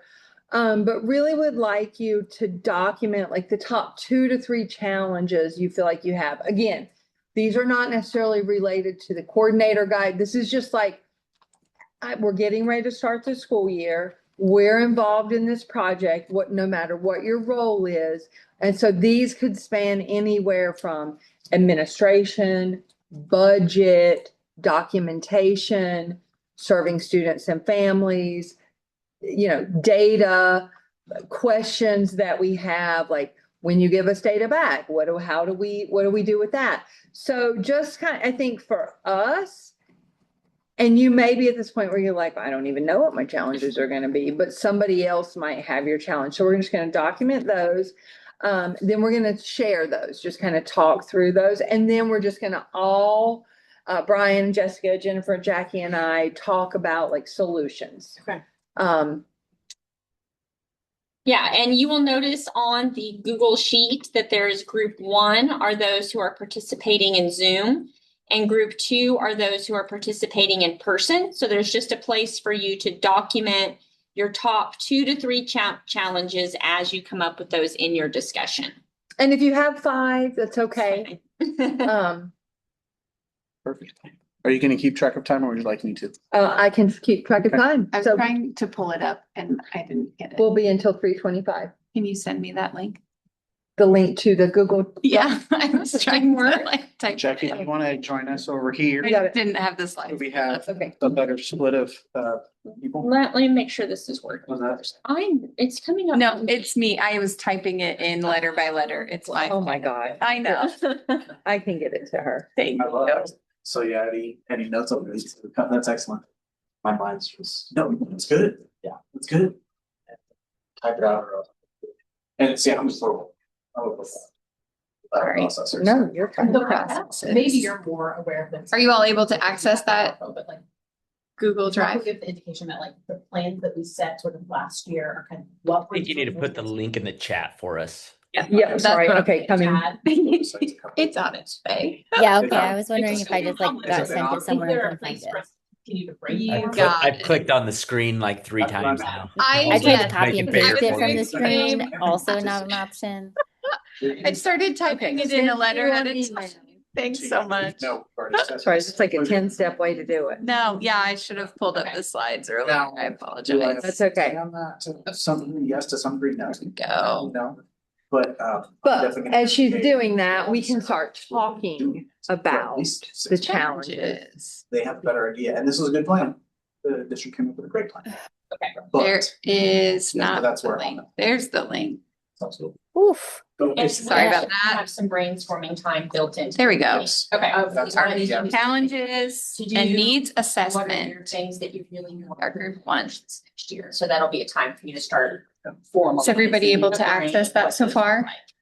And we'll just document things on there. Perfect. You can just start talking and I will be So typing. if you look at your three versus school, So it's 8 or something. challenge I heard so far has already been the supplement, not supplant, perhaps. Mhm. Well, this is your section, but if, I guess since you have the note, I don't have. my Yeah, computer. no, I have it up. I think another like hard part is when we connect Challenges. Implementation and planning, money to a position, probably documenting um, what it's meant to look like, how consistent. finding the right person for that position, to be able to do that. So finding people sometimes can be difficult. Another thing that I'm like butting heads right now with is we're really thinking outside the box at Northeast, and we're trying to come up with this mentor career position that helps our EL students get to school that normally wouldn't have transportation, and then also follow them throughout. But because we've never had that type of position in Lincoln Public Schools, working with HR and the departments that it impacts I can't. has not been the easiest, because we have to go through when we're thinking outside the box. You are coming up with new positions or new thoughts that have never been done. And so working through the legality and what that looks like and getting through the humps to then get that position in place, in time, can get tough for us. When we were first talking, I think, I love hearing that you're thinking of new things and ways to innovate. And I am so excited that this money is allowing you hopefully some flexibility to do that. Is there any, I know that each of you, are we solving problems during this 10 minutes? Or just documenting them? Segment will be solutions. This is hard. So this is just, what are your problems? This is like- Okay. This is your They're on your team. your therapy section that is just like, tell us. Get it out. Trauma things. dumping. Yes. Trauma dumping. This is, sorry, someone on here said they had a social work background. I do not. It's college access. Are they called, was it like soundboarding? Like just, Soundboarding, Yeah, that's like better. Thank you, Lacey. I think ours is similar. There's just so many systems. And so we're kind of based right now. We came in under EL, but EL like is just teaching and like academic focus. We have teachers that So I like think to that might be do another the extra challenge. assistance, and now we're kind of that bridge. I keep saying I'm like counselor light, sort of, and like how do we connect them to all of these other things? Yes. Family engagement And is I'm with trying to like a think about different with their deans, and so really trying to bridge all of these pieces and make it fit with like our funding and our budget. Like again, so we're not just here's extra money so you can do, but like how do we making it better? And then also I think they chose our schools because there wasn't as many services specifically for like EL families, and Right. it feels like we're starting a lot of Based things on what kind you of guys from told scratch, like a lot of new ideas. So I think like Marco was saying, it's Uh, hard to get people to see you're like, that's this like, is I wanna really make sure that important. I clear. want you to buy in too. Awesome. And then it will be more sustainable if we're all on board. Okay, so. I think that's hard. I guess that's two parts, like making sure all the finances work and that it's not overlapping already, like things that have been done. And two is just buy-in from other departments as well. Last year, probably. I was just going to mention from my experience working with They're a really. lot of different organizations onboarding a new Gear Up grant. It I wasn't. think one of the challenges when you're getting buy-in is people are going to think, Sounds like you do well, want this that. work is, you're trying to add something. If I ever go too much on that side, And doing more. Right. And really, this work and even a Gear Up grant aligns so perfectly with, continuing improvement models or just the priorities that schools have. So yeah, I'll stop talking so I don't talk about the solution, but I think sometimes that can be a challenge. that's something. I think that maybe. Can I share one, even though I'm not Okay, okay. One of the things I was talking about earlier is our strategic plan, and we have a goal to help schools get more students through the seal of biliteracy. And so one of our challenges is that the seal of biliteracy is not currently offered in all the languages that are spoken in the state. So I have a plea to everyone who I talk to now that, like, if you find a student who would like to do the seal of biliteracy or who would benefit from having access to an additional language, will you please let us know so that we can take each student one at a time to the people until they start funding some of these. I don't know how many people I'm gonna have to talk to, but that is an allowable use of our funds to build that system out. We have a vendor willing to help us do that, but like I need to show that there's a need for that. So if you have a student in mind, and I think Joe and I were talking about this at breakfast the other day, like, oh yeah, I've got somebody already who speaks a native language that's not available and sealed by literature. Let's do it. Let's get it translated. Let's have it happen. Whether that's from a district lens, whether it's state dollars, whether it's this private source. So navigating some of those student needs, even if you don't think it's a PRP expense, please make sure that we're communicating that so that we can lift that up to some higher up. That's a super great idea because that's also as part of the post-secondary readiness that I will say that I think that was Yeah. added in as one of the categories that you're graded on by the state. So that not school graded, Yes. excuse This me. coming school year, they're gonna Yeah, it's part of the improvement Integrated. planning process, part of Yeah. AQuest, absolutely. It's weighed. Yeah, okay, Or- 2 minutes, Oh. Uh, 2 minute warning, Others- 2 minute warning. Like These that. are all self-imposed. Everybody's list looks longer than 2 to 3, so Yeah. just start putting little asterisks by your top one. And that doesn't have to be a top one. I just wanted to say it out loud. Just asterisk the I top think one. you guys are my people now. December. We're just gonna keep Yeah. talking about it.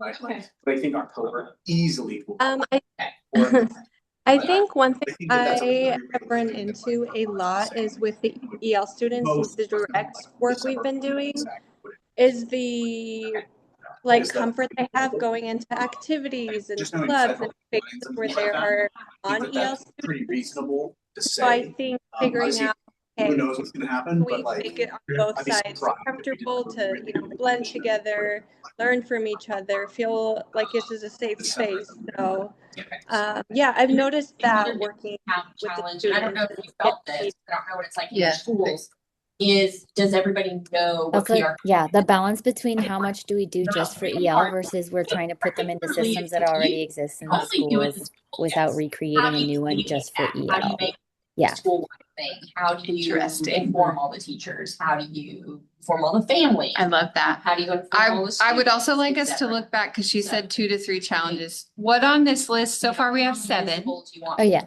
What would you say is your top? that? So There's 3 of you, so you each pick one. aligned to our school improvement goals. How's that sound? To kind of like. It's not like we're never gonna discuss Jeff. We're just gonna start prioritizing here. We're gonna have to get together every quarter and do Some the of the same things activity of Nobody really what's knows. new. I like that. Yeah. What can we pick? Gear up. I mean, Brian Okay, said 1 every minute. month, but- ELL grant. Okay, what's your top? Get your top Mine's right. not even updating. I don't know any of the other ones. Oh, I'm so sorry. It's okay. It's Okay, not you. It's So, just this. I can't share my screen because he's sharing his screen.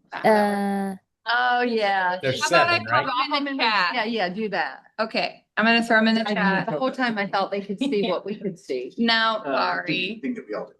I also can't spell, so please be kind with the red squigglies. And if you want. Oh. Yeah. Well, Um, I have a Grammarly subscription, Yeah. so like that Stop just it. needs a Yeah, I know. dash. No, you don't. You're good. So we've got supplement, not supplant, money to a position and finding the right person, recruiting that right person. I'll Right. echo that just from our NDE lens, right? Yeah. Thinking outside of the Good. box, mentor transportation, Think step. finance not overlapping, and Yeah. system navigation, creating buy-in and sustainability, language barriers, and comfort getting together. Also, feel free to edit those if that doesn't reflect what your intention was when we brought it up. But if each of you will pick one of those and put a little asterisk in front, then we'll have our 2 to 3. Or just drop your one in the chat. Or drop it in the Yeah. chat. That's right. Some of you are watching in the chat. Okay, Group two has so 6 too.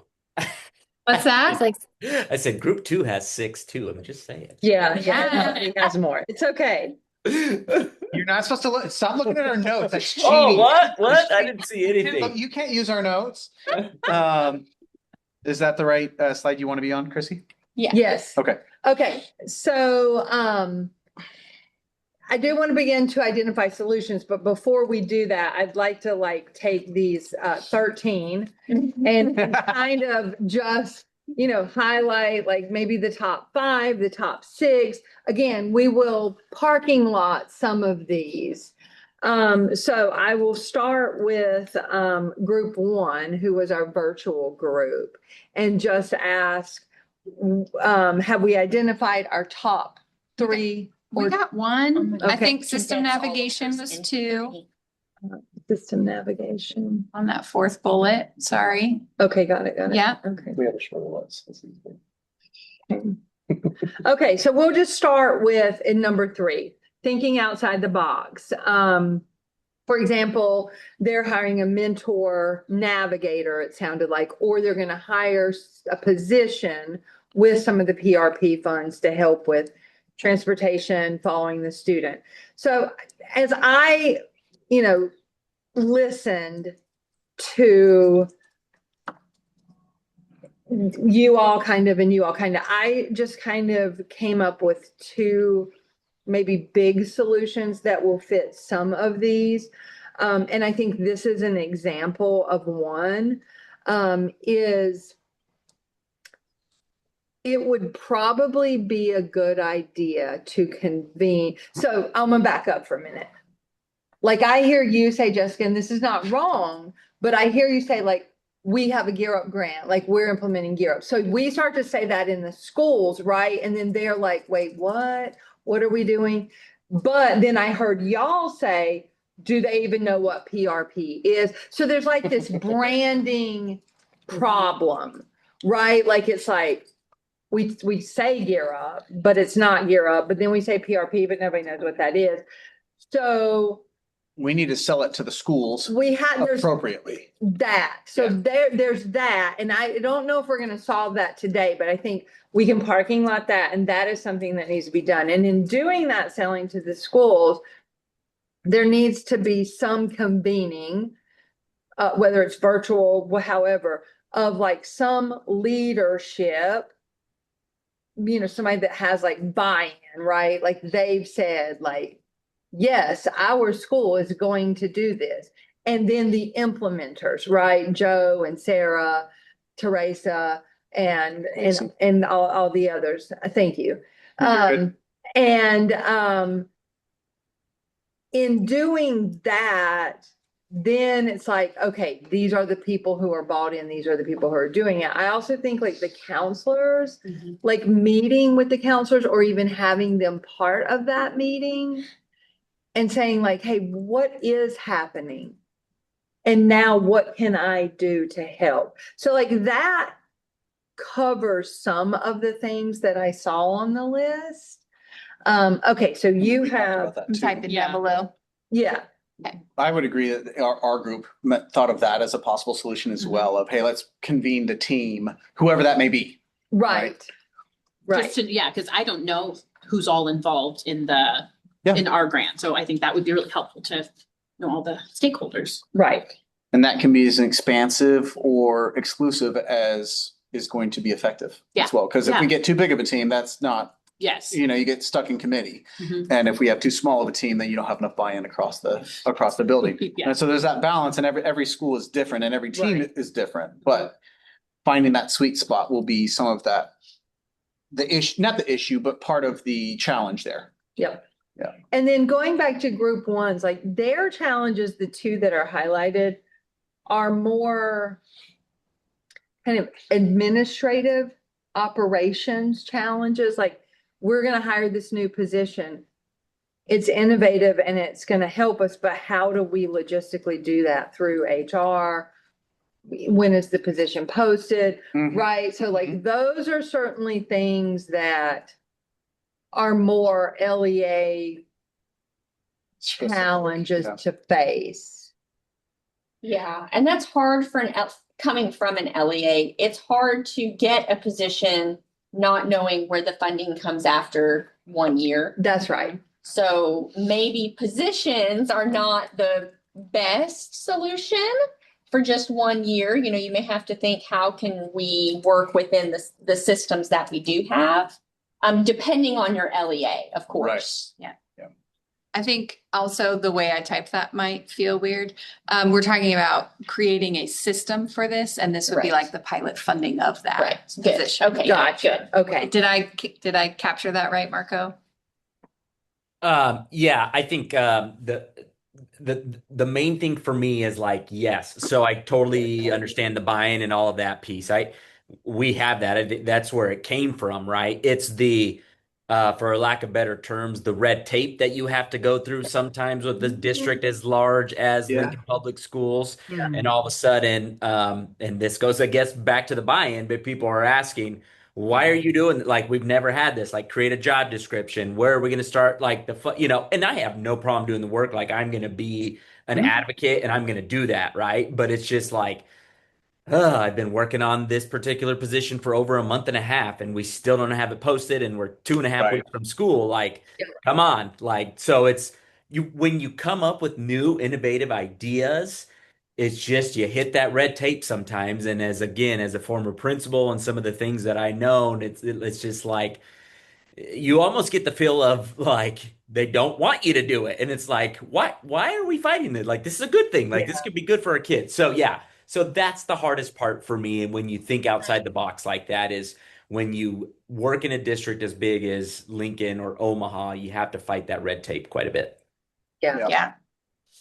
I would say the one other thing, and I heard the online team talking about this, and I know I had some questions about this the other day, so I think it might be pertinent for us to talk about, but is the folks who are specifically EL, and then this like focus on EL and like Versus school-wide. versus Yeah. school-wide. And that comes back to like, I think Sandra had mentioned like, so now that Sarah, thank you, sorry, that Sarah had said like, because these two folks now have like been all immersed in Gear Up like for days. So they're like, Did we drink the Kool-Aid?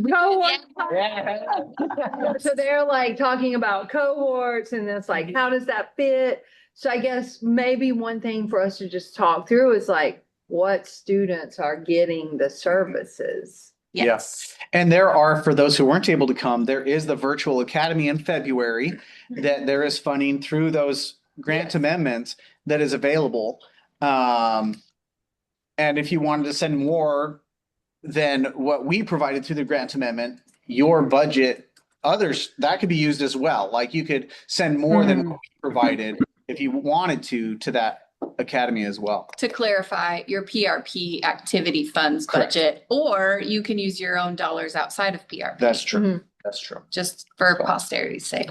I had something I was going to say. It was about the EL, all students. Yeah, so we talked about that a little bit, Yeah. and oh, help me out. My brain is mush. We're talking about EL versus whole school implementing strategies. We talked a little bit about Avid. Right. Yes. So last year, one of the things we did is we had the district's first ELL Avid class. Okay. And so then what we did this year in trying to think about like sustainability is we took the Avid curriculum and we are in the process of adapting it. And then every ELL student is going to get it in level 4. Gotcha. Yeah, so they're going to have access to the ELL. Traditionally, the way that the program runs in the district, ELL students oftentimes don't have enough English to get into the program, because they'd be jumping in like mid their high school career. So this was a way to get them some of those key strategies while they're in their ELL classes. Right. So that's one way we've tried to like broaden it.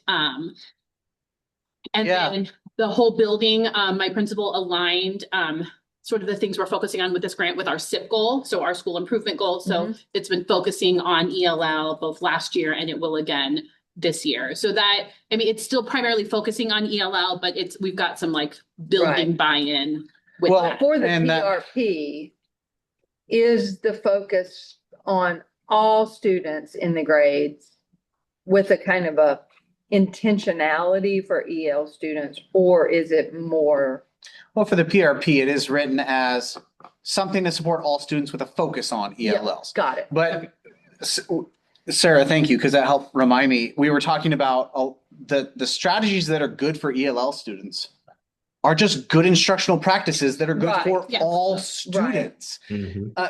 And so like some of it is, yes, we want to focus on ELL students, but also using that, it's a pilot, to then implement district-wide, school-wide, whatever level that may be. And that's a great example of that with the Avid. So I just wanted to say nobody's put anything in the chat and that's fine, but you didn't see all of the heads nodding along with you while you were Perfect. talking. So I wanted you to have that feedback. well, I do come from a very heavy ELL background. I'm not ELL certified, but I came from a very, very heavy ELL background. I come from an Avid background. I was an Avid teacher. I was an Avid, a school-wide demo school. So I'd love, Marco, to get connected with the district Avid person and see how I could support there too in my role as post-secondary readiness specialist, because that is also vague. And I'm also trying to figure out what the heck that even means. This is one part of it. And that would be another way that I might be able to support. So I'd love a connection to, and in Omaha, I know some schools in Omaha are also starting Avid. And so I'd love to get connections to those district folks and see how we can support them as well. And I do have a lot of experience in Avid, which is why I applied for the position anyway. Chrissy, Yep. do I need to move to the next slide? What's next? We actually have a challenge that we haven't talked Okay. about yet that I think we do have a solution for. So we did have 3 challenges.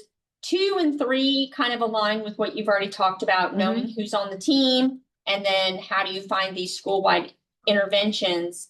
But we also had a challenge of documentation. So what does it look like when we document a service? How much do we have to document? Where do we put it? What do you want to see? Because I think it's kind of been, the coordinators have done their best, but it's not consistent across all, I think, PRP implementing schools. So I know a solution will come at the end of this. There is a data platform that I believe all participating schools are going to use. Yes, that Okay. will be a requirement. And it's called PI, P-I, and it will have your participating students already in it. So that data comes from the State Department. And there will be a training at the end of today, just an overview, and then you'll get more in-depth training in your district of how to enter all of the data, all of the services that you do using these funds into that system. And so that will give you a place to put your data. It'll give you some structures for how to collect the data. It'll tell you what to collect. And so you'll have much more guidance on, I've done a college fair. How do I tell everybody that I've done this college fair? So. Something that did come up as well, Sarah, we were talking about some of the services and programs that are paid for using other funds that you could use in your class. And so like, for example, that would apply overall, even if it's not if the service or the program is not paid for using PRP funds, but you as a coordinator, Lacey, for example, are using that to support students, your time is being spent on that. So we would like to see that reported, even though maybe the program was paid for using Title I funds. But Lacey is implementing and using that program with students. Her time is paid for by PRP. So we would like to see that documented so we can see what is being effective, what is good, what recommendations can we make. Hey, this program that Lacey and Teresa used was really awesome. Let's recommend that to LPS or to Scotts Bluff or vice versa. Yeah, I think that's an interesting point. So it's like and this will be like what we're talking about now will be kind of PRP speak. When you all transition to gear up, we'll have to get a little more like in the lane. Yes. And I think what, the Nebraska Department of Ed is one thing they're really working on is like setting you up so that you're prepared for a Gear Up grant, but not being so flexible that when you do get a Gear Up grant, then it's like, oh no, you can't We do can't do anything. these Yeah. 55 things. that That's you've what been I'm a doing. little bit worried about. Yes. Yes. So we've been That's the really purpose of the allowable and thoughtful, allowable expenses and stuff. not being like, oh, it's just like you can do all these things, and then when you get the Gear Up grant, you're gonna hate it because Yeah. then you have no Can't do anything. flexibilities. However, so what Brian is talking about around the documentation, that some of that will have to change, just like federal regulation wise, but Yeah. like what I always say is like when you're in, like you obviously can't document every single thing No. that happens in the school, Mhm. right? Obviously the things you do. What I always say is follow the money. Okay. If the PRP money paid for it, whether that was, we went on a college visit and PRP money paid for the bus and the lunches and the like actual, I don't want to talk about t-shirts. I don't talk about t-shirts or anything that's not a finger food. Please don't buy t-shirts. I don't talk about those. Please don't buy learned t-shirts. throughout the course of this, that Jennifer lives in the legal gray area way more than me. I live in I have just had like bosses that like have like been like, we're not going to jail. We're not going to jail. Like, every day I wake up, I'm like, did I do anything that's gonna put anybody in jail today? So I live in very black and white and always gonna interpret things in the most conservative way possible. Then it's gonna drive you crazy and it's gonna drive Jennifer crazy. So we will look to Jennifer on those things. However, in that, follow the money. So did you provide it? Did PRP funds pay for it? But then when we're talking about things like, I don't know, you mentioned something that was like Title III, right? Can't remember. Yeah, I don't know. No, it was that was an example. That Okay. that was just a random one I made up. That Okay. specific one. So, just know that you don't have to document every single thing that happens in the school, Okay. right? Like you don't have to ask the Okay. counselors Yeah. and like document. But Funds. whatever you do, Okay. or if somebody else, if you're like, hey, the counselor is going to do something on behalf of PRP, Yeah. and the PRP funds are going to be used. Yeah. That's kind of where you document. Okay. Okay. And especially if your time is split. Yeah, and the You know, great the thing time, yeah. is, so Jackie and I also had this conversation, and so is like it's almost like this would be a great project for anybody who wants to get a Gear Up grant, but has never had one, because you can spend a couple years really like finessing all the things so that when you do get the Gear Up You're grant, ready you for don't it. waste any time. Okay. Yeah. Yeah. Can I summarize what you said? I just want to make sure this is Yes. accurate. You do not have to document everything that happens in the school to support college/career readiness. You are invited to document extra activities and you are required to document grant funded activities. Yeah. Is that, That is Yeah. absolutely Beautiful. Really good. Put it. and it's captured in writing. Yeah. perfect. There you go. Okay. Let's frame it. You have Yeah. one more minute until break time. Okay, are there any other core challenges that we want to touch on before we break? I think if you will give me a minute, I would really like to talk about the seal of biliteracy one last time. You go ahead. This please. is, again, for posterity's sake. We have talked about it in person. We now talked about it online. The seal of biliteracy is connected to a lot of pieces, not just college and career readiness, but the strategic plan for the NDE and now school improvement planning and the AQUEST system. So if you come across a student who is not able to access the seal of biliteracy because of a language barrier, will you please elevate that to Brian or the NDE or whoever so that we can make sure to get access for that student? Because it is, the seal of biliteracy is attached to all these pieces, but it's not available in every language spoken in our state. And I can't get access to funding until we elevate that it's actually a need for students because people don't believe statistics. So yeah, So please email Brian. We don't need to know the specific student, but we need to know the specific language and that it is a barrier. yeah, and your email to me is the documentation we need. Hey, Brian, we need Corinne for Mhm. biliteracy. We need Vietnamese, although I think that one already exists. I would hope, You know, but yes. Corinne Yeah. might as well. But you know, like that is the documentation we need for the justification to pay for it. Yeah. That alone. Yeah. That's it. Just Thank an you email. so much. Thanks for letting me put that Okay. one more time. All right. It is break time. We have half an hour for break time.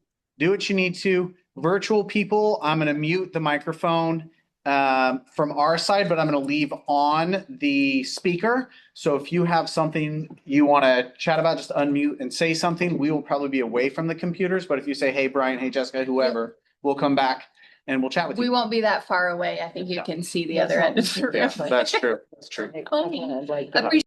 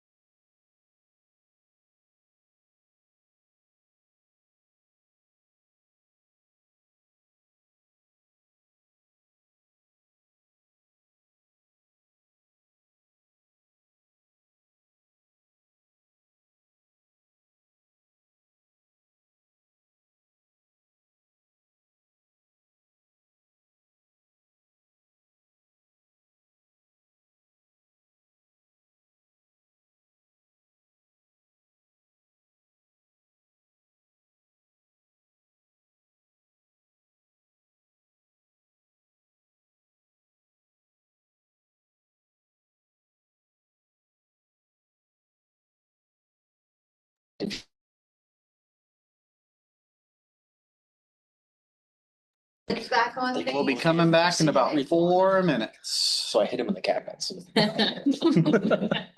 Seriously, Jackie.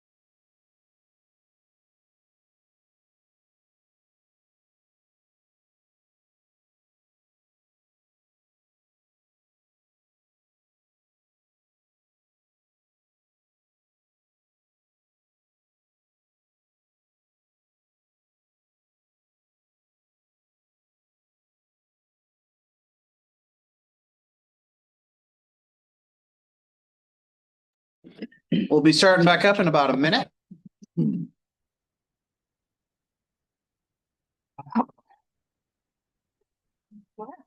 I hope everybody was able to have a nice break. We know this is long, but it seems like it's very needed. It's fun. So I will say, just for me, like, we meet a lot, like our three teams meet a lot, but this has been the first time it's felt like, okay, this is the reality of it. Yeah. And this is what really needs to happen. And it just feels better. Like, even if there are challenges, it's like, okay, these are the people doing the work. the correct boots on the ground. Right. I mean, because we can say a million things, we can write an evaluation plan or say, like, here are the questions we're going to answer. But unless we're like working with the people, like, it just doesn't all connect together. Yeah. That's true. That's true. All right. Let's jump back in. Jessica is still in the restroom or taking care of something else. But she'll be back to monitor the chat. Is there anything, is everybody good over there? I don't think there's anything she needed to do. Yeah, I turned off our. Okay. You can all hear us again, yes? Yep. And you're recording? Okay, awesome. Okay. And we kept that recording and I'll cut Okay. that out when we share it out. Okay, We don't need a half-hour break of nothing in there. That's a waste of everybody's time. I will minimize your pictures so we can see the screen.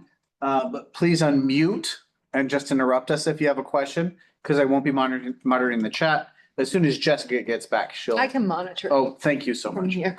Okay, so Chrissy moved over.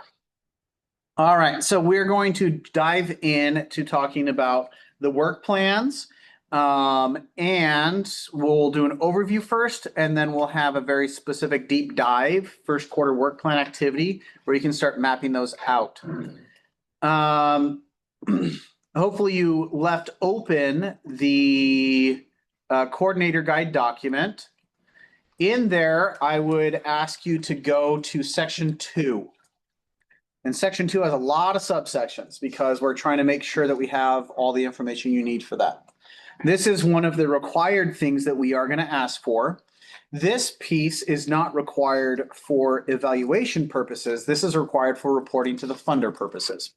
Also for just making sure that we are having well-aligned goals, that all of the activities that are planned are meeting the goals of the project.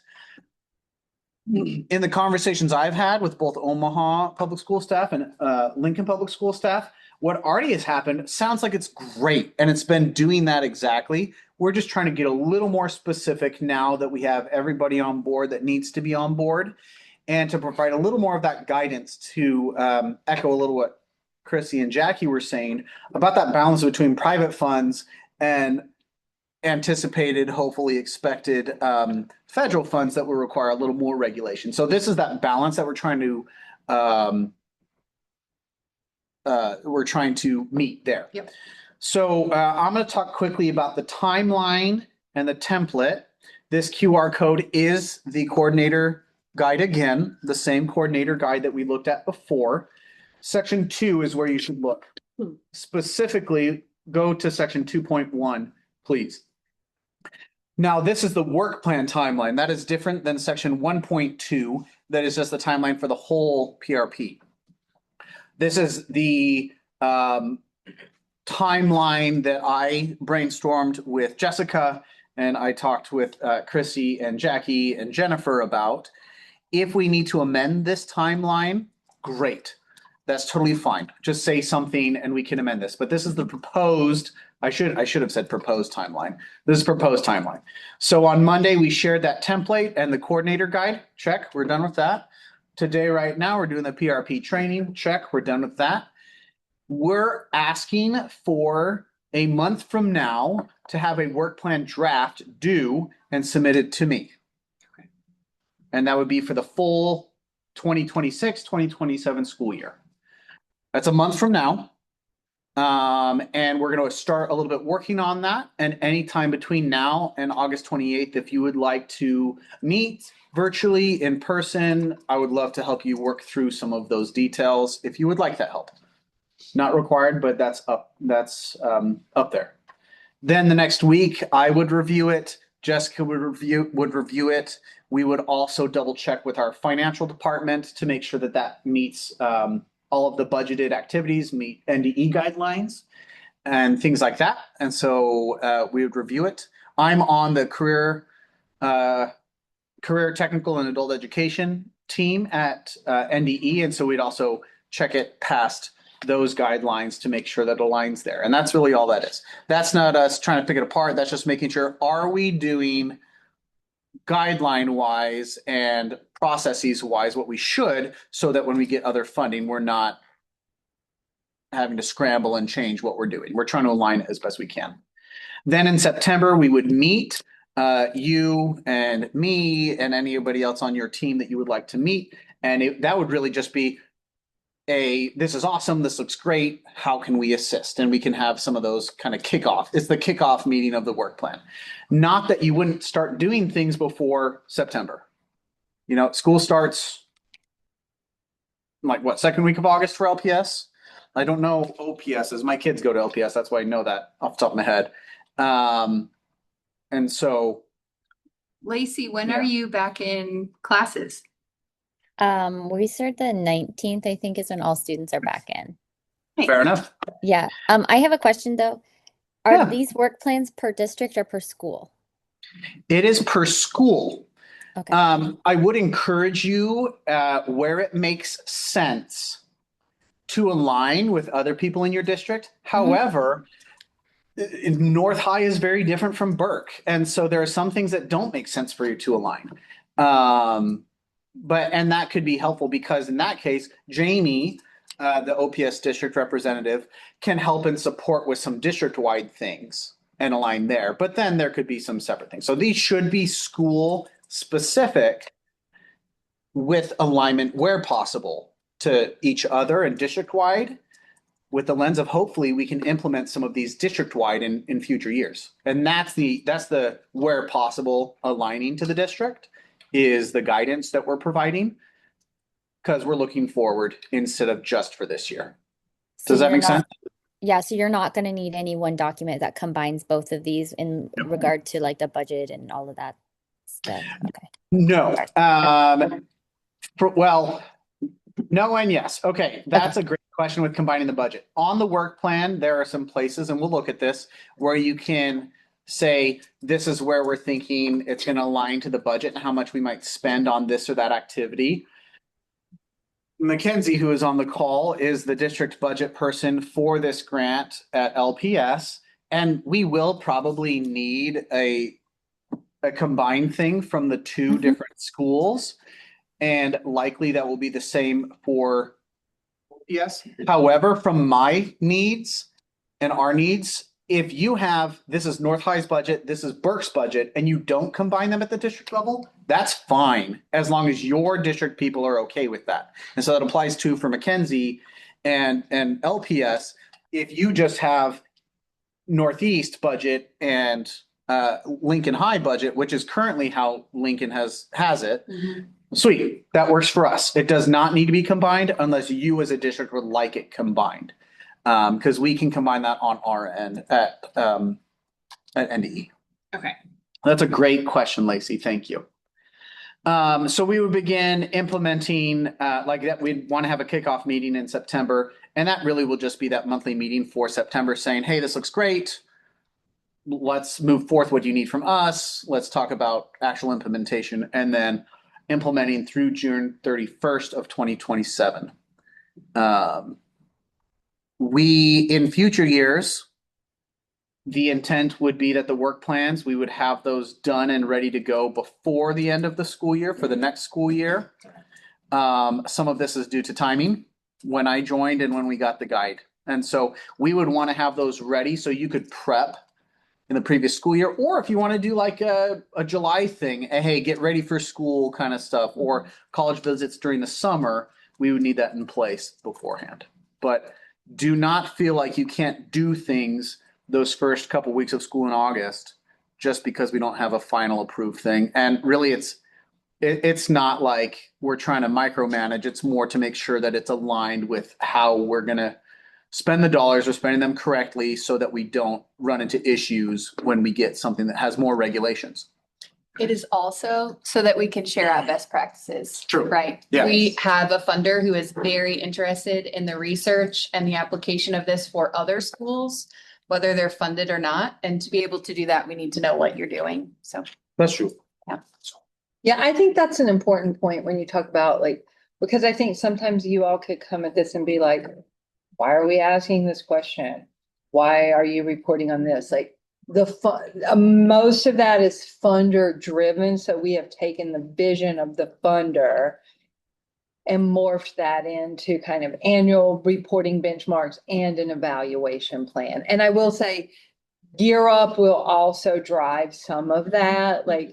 It's it just is a part of sometimes it doesn't fit perfectly seamlessly. Yeah. That was going to be my additional comment, not just funder driven, but also we want to continue to be funded. Yeah. So in order to write for future applications, we need to know what's going well or what you want to do, but have restrictions.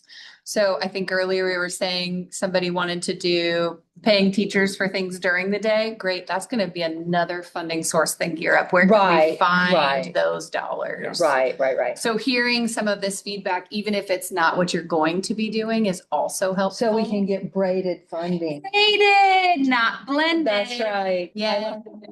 From Jessica yesterday. They did a presentation actually about the grant and braiding funding and looking for other sources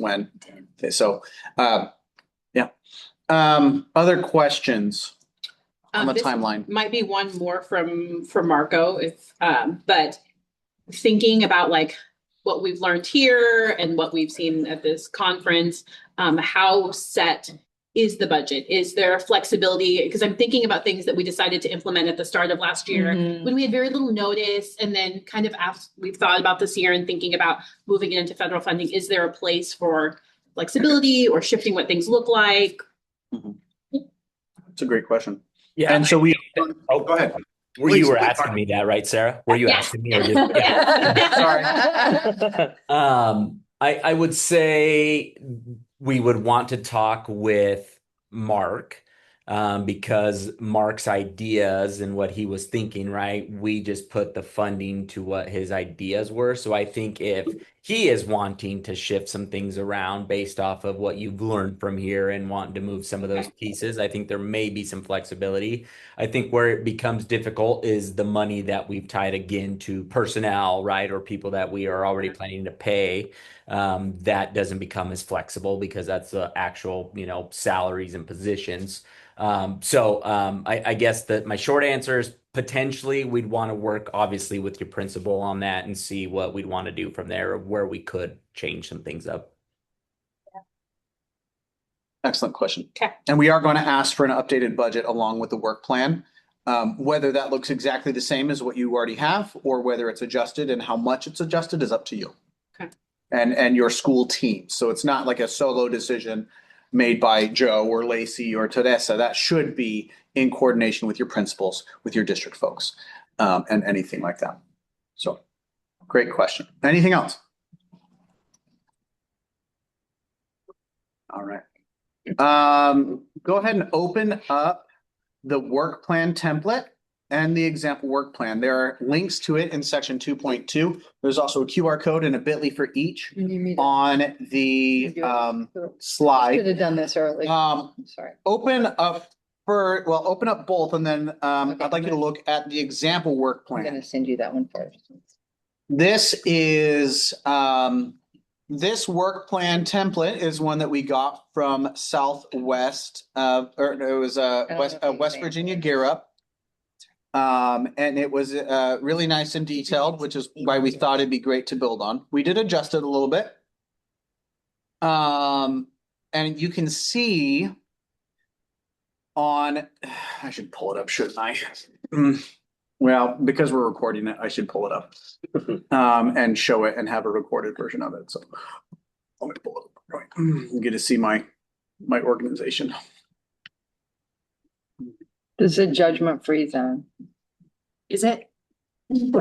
Jessica. Hey, I am really organized, so Okay, well, go ahead and judge picking away. that up, I've shared a couple of links in the chat. If you are going to adjust the template, please make a copy first. This is a Google Doc. Please make a copy of the template before you make changes. Thank you. And feel free to make that copy right now if you want to. So, all right, so here is the example one. There are 3 different sheets on the template. There's an instruction sheet as well.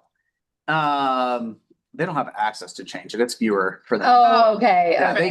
they can't change it. We should make a copy just in case. No. I know how this works. So don't worry there. If you have access to edit it, please let me know, because I don't want you to have access to edit. Not because I don't trust you, but because humans make mistakes. So on the cover sheet, this is an overall, just a high level look, budget wise. And this would be school per school, and how that's split per school. If it needs to be per district, that's fine too. And up here it says district work plan. You can adjust that to be per school or per district, whatever works best for you, to Lacey's question. The way that this is filled out, and on the bottom here, we will have just a place for us to say, hey, we agree to this. This sounds great. And that's just kind of the formalization of the process. So that we can get in that habit of having a little more formalized process to have those kind of signatures and checkoffs from people. In the work plan tab, you will see that we have a bunch of different columns. The number is just which activity. That's more for reference purposes than anything. It's already listed 1 through, I think, 50 or something, or I have it through 6 on this one. The next one is the service type. This references what, there's a drop-down menu that references what Jackie was talking about, and those are the service types, the gear up service types that you can find in Appendix B in the coordinator guide. Brian, did you remove the drop down menus? I could get it to work before, but I can't now. The issue is that there's a picture that says example over the top of it. Oh. And that's why you can't, because you can't have a watermark in, you can't have. Oh, so you're on the watermark. example. Yeah, I'm on the example one. Okay. The drop down should be available in the template. Okay. If it's not, we can figure that out later. Okay. So these are, what service type does it go to? If you need to add that last, that's fine. Column C and D is the service program initiative name. You put whatever makes sense to you there. There's no unified thing there. Whatever you call it, put that there. And that's a reference for you. Who is doing it? There is a drop down to list who is doing that. On yours, you can change that drop down menu. It doesn't have to be the example ones. There's some uniform things. That's just so we know who's doing what. The anticipated date of the event. Here, I'll go down to under there. Anticipated date of the event. And if it's ongoing, you can put ongoing. If it's monthly or quarterly, so on and so forth. We do have a Gear Up performance indicator that is completely optional. Feel free to ignore that completely if you would like. That is there for your knowledge as a possible thing you could add to help prepare us think about a future Gear Up grant. But that is optional. Please ignore that if you would like. The grade served. There's an option for 11th, 12th, or 11th and 12th. Then a description of it would be in column I. And you can see some examples here of activities. All of these examples in this NDE example template are ones that are my anticipated activities that I will be doing. And so that's where I pulled this from. And there's a breakdown of what and when and some of the justification of why. Then over in the last, this is the weird, complicated part, is what part of the budget is being used to support this and the estimate of how much. So you would choose, for example, who is going to do it. There's a personnel and a benefits, and you would break that down. How much is going to each of those? The nice thing is if you put it in here, this is tied correctly, unless you adjust the formulas, to automatically populate in the budget tab. So this is the weird part. The budget lines is, okay, this person's going to do this. It's only staff time. And so that means there's personnel staff time and personnel benefits or benefits for the staff. That's how much would go to this for the whole year. That will be summarized at the end. Same with going forward. This second example, the professional training, this has a couple extra examples as personnel, staff time, benefits for staff, educational materials, because we're going to need to pay for that, and other. You'll see I even put a little comment in this box. And so I put a description of what that might be. Office rent, repairs and maintenance for possible repairs and maintenance needed on technology, for example.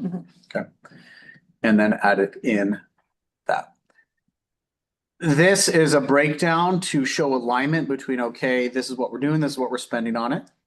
That is to help the funder to see, and also for narrative purposes for Jessica for looking for future funding. If we can see, hey, we put $1,000 into this and look at the impact it had. Well, what could happen if we put 100,000 into it, right? And so that can help us justify seeking future funding. So that's the intent of that, and that's why we kept that. Also, well, correct me if I'm wrong here. That's required by Gear Up specifically, right? That breakdown of that budget cost. Yes. So yes. it is also, we're going to use it to help seek future Yes. funding, and it's intended if we were going to get something more restrictive, Yes. we're already practicing that. As a matter of fact, just to go ahead and pre-prepare people, there are times I have seen school districts be offered participate in Gear Up, and it's such an administrative burden financially that they say no. And that's a myriad of reasons, but it is a pretty heavy documentation financial oversight. Yeah, so it'll be good to like, just go ahead and start like iteming things. If you'd like any assistance in creating or getting this created, my time is available and dedicated for technical assistance and training. And this is something that I would love to help you with if you would like it, because it is fairly intensive. Yeah. So I have a question. Yeah. And again, maybe this is for Mark or Mackenzie, but looking at all of these pieces, is this something that Mackenzie would do? Or is this something that we'll do in the building? I just don't know that I have access to like all this information. Right, that's a great question. Marco's That's smiling. a fantastic question because Mackenzie and I were zooming on the side about it. I honestly think it'll be a little combination of all of us, to be completely honest, because like the budget pieces we put in, and we were just talking about like, all right, how we will fit our budget pieces into what they already have pre-slugged. Structure, Okay. And then, you will know some of this information, Sarah or Joe, more than us in terms of how you're doing it at the building. And then there may be some pieces from a larger scope that I may need to do. So we'll tackle it once we get into it here afterwards and start to see how we may collaborate. But I see it as being all of us involved with it. Okay. That's a great answer. Because you guys might easily put in, here's the activity, and when we think we're going to do it, and a description of it, and they might add into the description so it could. Well, and thinking about how much of it is personnel. Yeah. I may not know what other people Exactly. That's right. are doing. And you may not have access, you may not even have authorization to have that information Yes. because it's private information. Right. But Mackenzie would, because she's the Yes. budget, and Marco Right. would, because they're the ones who oversee that. So, yeah. Excellent question. Any other questions around this example? Yeah, I would just say, so in that vein, it would probably be good to have each school have an assigned like work plan authorized lead. Mhm. Knowing that like different people input into it, but one person is like the owner, overseer. Yeah. They bug the people. Hey, please. Give me-" Yes, Yeah, yes. When they're the ones who like send it to you and Jessica for like final, like, this is our budget. The budget tab is, I think, best used as a double check. If you are putting things correctly into the work plan on columns J and K, it will translate over here. And this is, okay, on our budget that we already have, we had this allocated.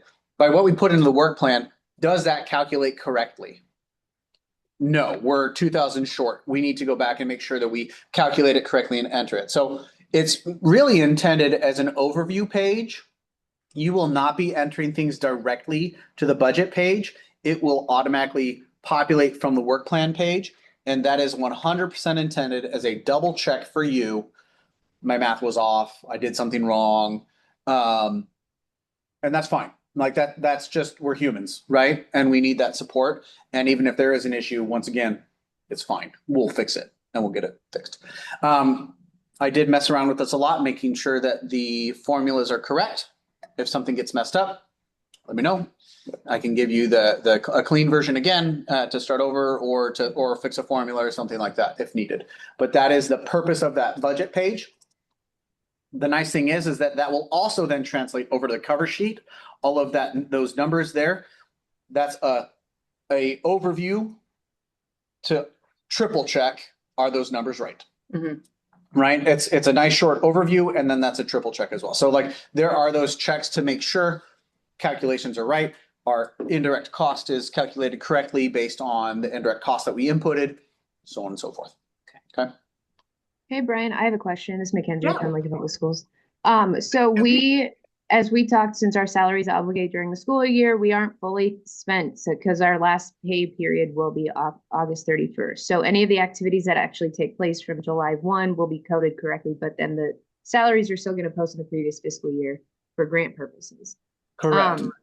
With the thought that we'll have carryover and that the salaries aren't posted yet, do you want me to just operate with like my proposed budget and like what we've already done? Is that sufficient for the work plan? Or do you want me to try and true it up as best as I can through the current financials that we're at?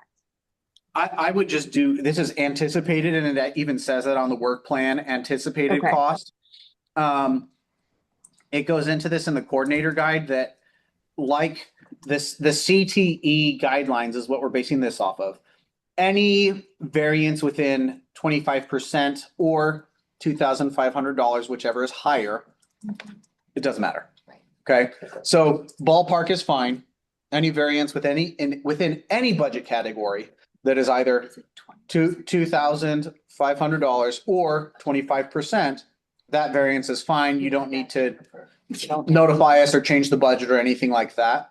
And that we took from the CTE Perkins guidelines, and just to align it with some of those other things that we do within the Nebraska Department of Ed office. So your best guess is good enough, is what I'm saying. Thank you. Yeah, don't lose sleep over it. And then So great question. That's also nice to see your face, Mackenzie, since we've chatted on the phone a couple times. So and Oh, can I, sorry, we were Yeah. having a side conversation. I just want to mark it for everybody else. As we talk about this gray space of current funding to future funding, Gear Up maybe has less flexibility than 25%. Yep. So as And we that's think fine. about how this looks moving forward, we just want to make that distinction. And that's where we're trying to balance between Yes. lots of flexibility versus not no, or less flexibility. And that's why we chose that to start. Yep. Yeah, So, it's awesome. Brian, if we do move to federal funding, will it be in the GMS? it will be that's a great question. Department of Labor. Yeah, now. No, be in- so GMS is our NDE The way yes. to give money to schools, but right now there's some other things at play with GMS. So we just want to say it will be a large enough grant that people will be watching, and we don't know what systems we would use to do that.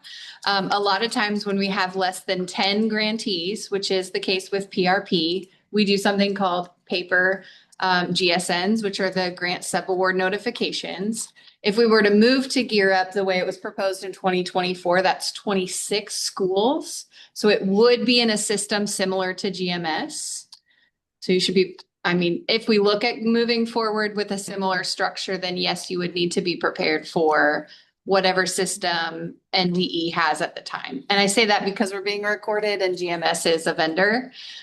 We also have a governor trying to make some budget cuts. So you have to be a little more flexible than That's true. and ambiguous. Ambiguous? Ambiguous. That's a very good question, though. When I say big GMS, I mean grant management system. So I'm not talking about a specific one. I could say the name of the vendor. Yeah. Yes. Is Yeah. it similar to like if CTE were to move, it would probably be like Gear Up would move to the same system, I assume, right? Correct. Yeah. Whatever Yeah, so- the system that Perkins is using, the state CTE grants, that's what we would be using for it, since it does fall within the Okay. CTE office. Yeah. And so if that changes for those grants, we would align with this one. We do have some federal funds at the NDE that use the PMS system, so we're ready for that. Okay. We are ready. All right. Very good question, Mackenzie. Thank you.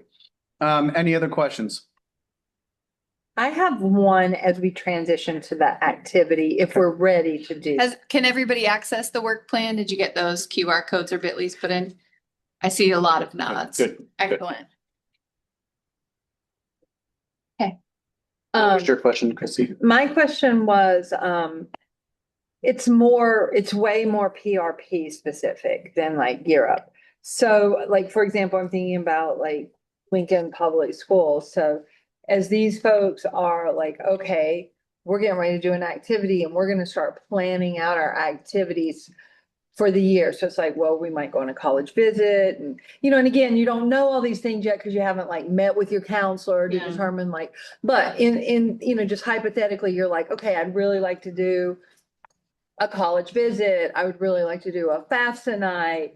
Really like to do a like Saturday study set, monthly Saturday study lab, things like that. So let's say you're like, these are the things I want to do. Obviously each of those have a cost associated, right? Whether it's your time and maybe you have limits on your time. So I guess what I'm asking is like, do you all have enough information to know like, this is my budget for activities And like, so that they can plan accordingly, because as I like processed through this, like trying to be them, that was one of the places that I was like, they can create this great, like, this is what we're gonna do Idea. throughout the whole school year. But then once you start monetizing all of that, it's like, do they have enough money? Do they know what their budget is? Because it's not just your time, right? And so I don't know like how we want to, I just don't know the answer to that. That's a great question. Yeah. Because it does like, because in a gear up grant, for example, we might say like, okay, you know, Joe is the coordinator, he's full-time gear up, and the school gets X amount of. $50,000 a year for activities. Sure. And then you have a lot of latitude to like plan that out. But if you don't know what your budget is, it just makes it a little more complicated. Right. I'd love some thoughts from the OPS and LPS people, but my thought is that in this environment, that probably isn't a conversation that we're going to be able to have. That's going to be one that you're going to need to do separately. Yep. And so we might use this activity as a brainstorming Yep. activity and be very clear that that is what it is brainstorming. Would you agree? Has Jamie joined us? Yeah, I'm Dr. not thinking Pedrosa? like we can't get through that today. So Right. it's just something to like, again, pin. So I think today will be kind of like a hypothetical without Yeah. you having like a All that information. restricted budget that you are working with, or known budget that you are working with. Like, what are the activities This that is you would my like to favorite plan? thing. Pretend I gave you $3.6 million. What are you gonna do tomorrow? Yes. And the rest of the school year Yeah. My to, bad. to do fun things for your students? Okay. Jamie is not on the call quite yet. And that's totally fine. Yep. Okay. I think at this point, or any other questions on work plans in general? Or specifically? Okay. We are going to start in on that work plan activity. Mhm. We had a lot of questions, and so at this point, we really only have 15 minutes, 10 minutes Yeah. for this. Okay. Is that, Yeah. okay, go ahead. I think what we can do then, given that, I'd like to spend 10 minutes just organizing again in teams. It'll give us a minute to just like kind of, again, not just listen, and get in our teams. And instead of spending 15, we can spend 10. Just start brainstorming like, what are the activities I want to implement? But as you're doing that, kind of like go through the work plan to make sure like, does this make sense to me? So like, we're As much not as we gonna can. think about budget, right? We're just gonna think about like the activities you want to implement and how you would outline those on your work plan. And then if you have any final questions after like actually doing that, we'll do that. And then we'll transition to Okay. surveys data. Perfect. Okay, Is this where you want me to be? That's it. that's it. All right, we'll break into groups again.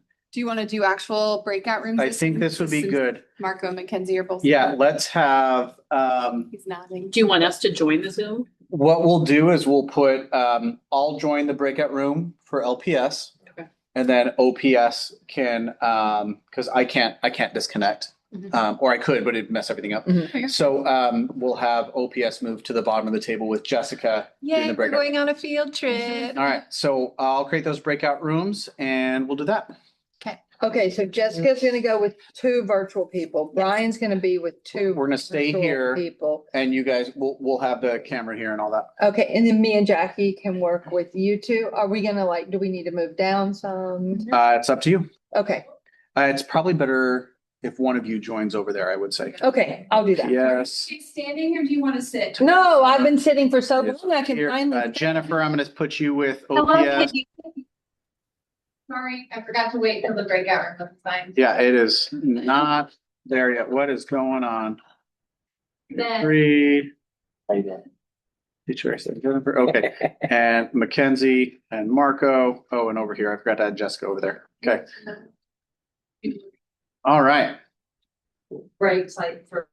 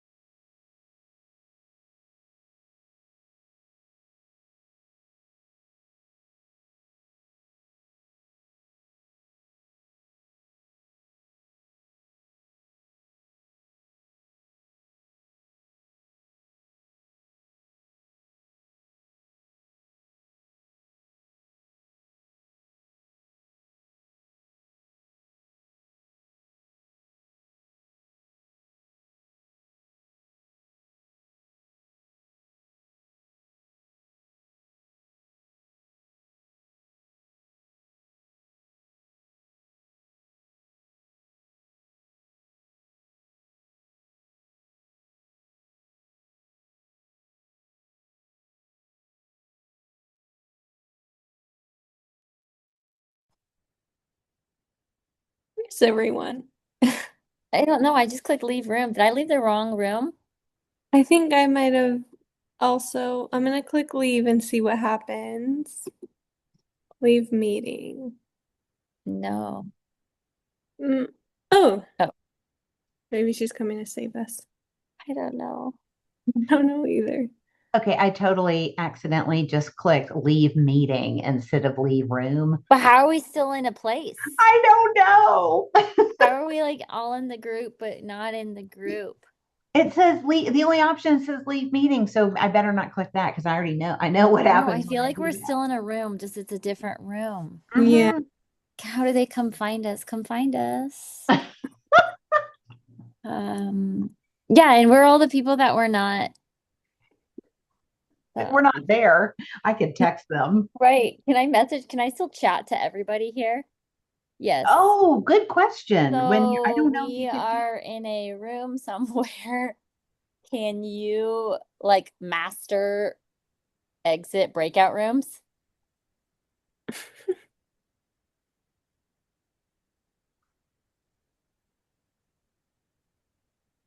So as we come back together. Oh, Pause while everyone's transitioning virtually. Okay. You're Yeah. okay. Just want to make sure everyone's. There we go. Now we Okay. got everybody. As we're back together. I'm not sharing. Go ahead. Yeah, go ahead. Okay. I think in lieu of share out, so I think we could probably spend some more time on this, but we're going to transition to Jennifer, and she's going to cover the surveys and the focus groups and then the database training. And I think the surveys, focus groups will probably can be a little bit condensed, but then when we get to the database training, some of these things that we've talked about here will resurface. And certainly if we have any time on the back end, we can ask some questions as well. And we can certainly have a follow-up meeting. So with that, Jennifer, are you ready to transition? Yeah. So that would be slide 58, Brian. Yep. Take it away. Thanks, Brian. So just want to kind of preface the conversation about surveys and focus groups with, we are going through a process with Lincoln and Omaha around, IRB, and we are very flexible. And so we can manage the surveys and the focus groups based on what you all want to do, and two, what the schools are asking. For example, we love it when surveys, student surveys particularly, are identified, meaning that the name of the student is on the survey, because then we can make some direct links, between, okay, a student said that they are really interested in going to college in post-secondary, and yet then we can look in the services and realize, like, oh gosh, they haven't participated in any of the college visits or any of the services. But some school districts will not allow identified surveys. So that's just a kind of a quick example. And so we are working out some of those details right now. So what I wanted to do was just kind of go over with you some of the options for surveys and focus groups and the purpose behind them, and know that more information is coming. We will be doing a series of either surveys or focus groups, both in this fall and the spring. Let's see. Okay, perfect. So here's, and I am really informal too. So at any point, if you've got a question or clarification, please interrupt me. I'm happy to answer any questions as we go along. So the student survey, I'm just going to go down this list, this bulleted list. The student survey is really an opportunity to understand students' perceptions of the importance of what they want to do after high school. Is it going to, higher education? Is it going to right into the workforce? Maybe it's going into the military. And so it's an opportunity for us to really understand what their thinking is. Also, cost of college. Is this something that they perceive as a barrier for their ability to go on to post-secondary education? So, so the student survey in general is just an opportunity to really understand the perceptions of students. The Student Future Ready survey is much more focused on what is the college and career going culture of the high school. And so the questions on that instrument are much more aligned to the model that we use to do training on and develop stronger college and career going cultures in schools. The senior exit survey is just kind of what it says. And I think a lot of high schools actually do a senior exit survey already. But that is just an opportunity to really find out what are students' plans. Usually that's a survey that definitely happens in the spring, maybe even in May, since May 1 is generally the deadline for when students are making their decisions for schools. The educator survey is very similar to that student survey, where we are just trying to assess what are the perceptions of teachers and educators for the students that they're working with. Do they believe that all students are capable of going on to some form of post-secondary education? Very frequently, we will see a student survey say, 90% of students want to go on to some form of post-secondary, and we'll see an educator survey where maybe educators believe that maybe 40 or 50% of students are capable of going on. So that's a little bit of a disconnect there. And so it's an opportunity for us to sort of see what is there alignment there. And if teachers have very low expectations of students or have very high expectations of students, that there are consequences to that. Let's see, the educator local business perceptions. This is an assessment that we use as a part of our model for that college and career going culture. We did this for the first time in Illinois, and it was very interesting. We surveyed educators and local business employers and really just asked a few questions about what are the skills that you're looking for. And it was interesting because teachers were reporting that they believe that this set of skills were what businesses were looking for. And then when we heard from the local businesses, it was a little bit different. And so it was a really nice opportunity to try to kind of align some of what teachers thinking and perceptions are in high school with what the reality is after students, are graduating, going directly into the workforce. And then there's a potential of a parent survey.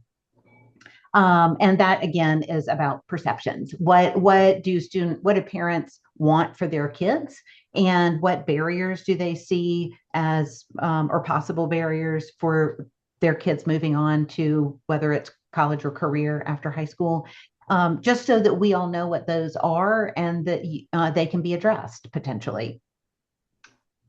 In terms of focus groups, the primary set of focus groups that we've talked about doing are more around assessing that college and career going culture in the schools. Sometimes I think it's a little challenging when you're asking students particularly about college going culture or career going culture in a school. And it's really helpful if doing a focus group, I can explain what a term means. And then students can be like, oh yeah, I know what that is. Here's an example. Patricia McDonough is kind of the mother of college going culture. And she has created a rubric. It's a 9-item rubric. One of those items is called College Talk. And that is, do students get the message that college is possible? based on maybe what's on the walls in the school. Maybe on a teacher's door, it says, ask me about where I went to college. But are they, seeing, hearing, speaking about the possibilities after high school? But if you just said to a student, rate your school on College Talk, I don't think they would really know what that means. So sometimes in a focus group, it's just a lot easier to be able to describe that. And then students have a much better sense and can give us a better idea of what that looks like in their school. Any thoughts or questions on what I just laid out around surveys and or focus groups? And did any of that sound interesting to you, that you would want to do some of those, or maybe not do some of those? To clarify for OPS, we are working through the request for research and all that. And so that will be included. All of those will be included as options. And so whatever is approved we'll be able to choose from those. So you said for OPS, because that'll have to be the same for LPS. It will. Yeah. I've turned everything in for OPS, and I just thought instead of turning everything in for Lincoln as well, I might wait for a little bit and hear some of the feedback, and then that would help kind of drive that process. Yeah. That makes sense. Yep. It's coming. we do have that ready for you as well. But yeah. So wait, to clarify, Jennifer, are you going to submit things to the IRB then? I am. Okay, if you just when you do that, just let Marco know, because we were kind of talking. We were kind of talking. We're going to loop in assessment now too. And so if we just have the awareness that you're doing that, that's perfect. Yep. Okay, that sounds good. What I did with Omaha is that I just gave them everything. All of those assessments I just talked about, I just went ahead and sent them all to them. And we did have a call before this. Some of us here were on that, and they know that we're very flexible with this assessments, and we can make them kind of morph them into what guidelines you all have. Got it. Okay. Yeah. I see. Are there any of those assessments that I just talked about that you feel like you're more interested in potentially implementing? Or just kind of run with whatever gets approved. Yeah. Start at the baseline. Fair enough. Okay. I guess I will just ask a clarifying question. Does the district need, let's say 10 of them, I forgot how many put up there. Let's say 10 of them are approved. Can Lincoln High choose to do one of them and Lincoln Northeast to choose to do another one? Or do you want consistency within the district? Yeah, probably consistency. Okay. If that could be okay. Yeah. Yep, that's fine. And I think this will be like again, we're getting kind of comfortable with like what the districts are allowing, so that and then we can kind of see, like, do surveys work, do focus groups work, so that as we move into a Gear Up grant, because one or both of these components will be needed in the Gear Up grant, then we'll kind of be ready for that. It'll give us some great baseline data. Yes. Yeah. Which I think we'll go. Oh, go ahead, Brian. It's just nice that we're going through it now, because most districts in Nebraska have something like this. South Sioux City, Scottsbluff as well. And so while each requirement for each district is slightly different, they're all fairly similar at the same time. Yeah. So it is actually helpful. Sorry, go ahead, Marco. No, I was just going to say, regardless of what we go with, that we'll use the expertise of our buildings of what might be better for them to get feedback. A student survey, perception surveys are easy enough, but I know even as easy as that sounds, sometimes there was a group, I don't even remember, a couple of years ago that really wasn't happy about students getting surveys without their knowledge, and we can go on for forever on that. But so we'll work with what's best what the buildings think. Okay. Well, just know this is in the IRB, but there is always consent. Nothing is required, and that is kind of it flows through from sending something home with parents to get their consent all the way through to whether it's a focus group or a survey, students can always opt out at any point in time in any of those things. Yeah. So, okay. If you all have other thoughts about the surveys or focus groups, I'm available anytime to talk through anything. So just know that this is not the end of the conversation. Okay, so now in terms of the overview of the data system, would it be okay if I kind of take control and share my screen? Yes, I don't know if you have access, so let me make you a co-host quickly.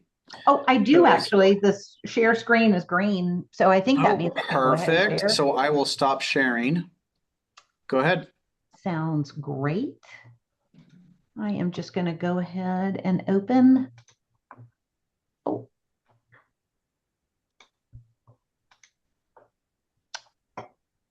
Would it be, just thinking, I'm going to close this just because this screen might be a little bit smaller. Like this. I wonder about Brightness a little. the folks that are there in I can close DC. behind. Okay.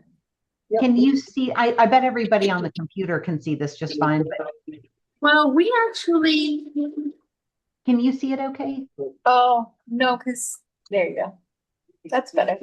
That's actually better. What's it recording like? Oh, here, let me adjust that because I can get rid of the participant screen and I can maximize and we can close the participant. Oh, no, come on. You know, it's probably not a huge deal because this isn't going to be a formal training. In terms of recording, when we do the formal training, we will record it and to make sure that everybody has access to that. And Jennifer, you're also going to do more targeted trainings with districts. And you're going to be Jennifer's going to be in person in the fall. We haven't determined that yet, mainly because we're waiting for South Sioux and Scottsbluff to come back from their summer break so we can coordinate and have them aligned. But she will be in person to support training on this as well for each district. So. Yep. Okay, so I'm just going to give you an overview of the system. And again, interrupt me at any time. I am happy to answer questions.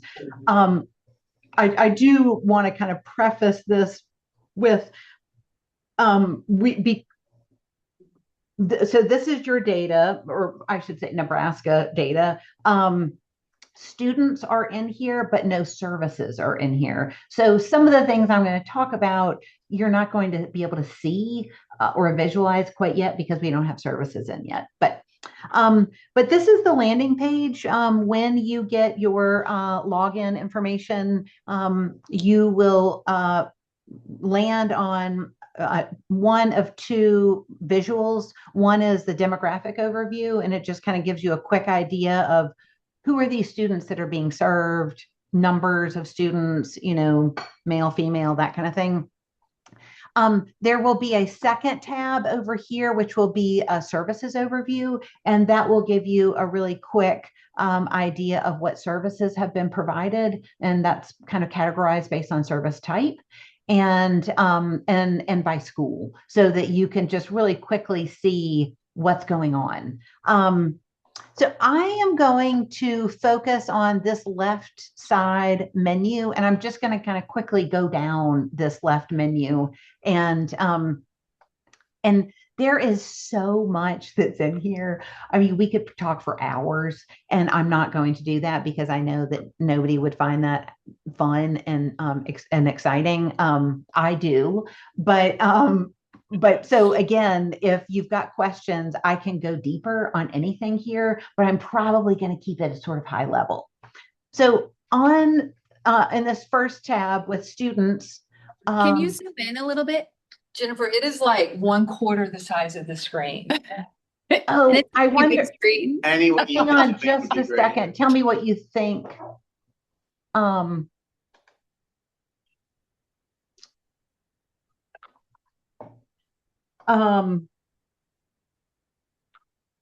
Okay, how do I zoom in? If you hold down control and push your plus button, that generally is, it depends on if the app is, there we go. Do that What do you like think about that?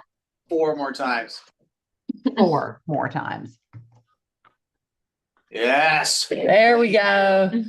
Thanks for saying something. Yeah. It's probably so going I'm to- visually impaired at baseline. So yeah, that was.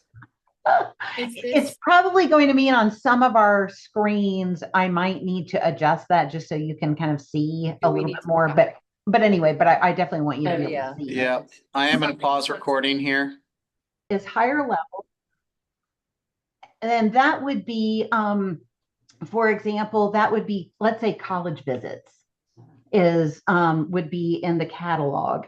The event is when you actually do a college visit. And so that's going to have the date. You associate the college visit with participants, the length that it was, length of time.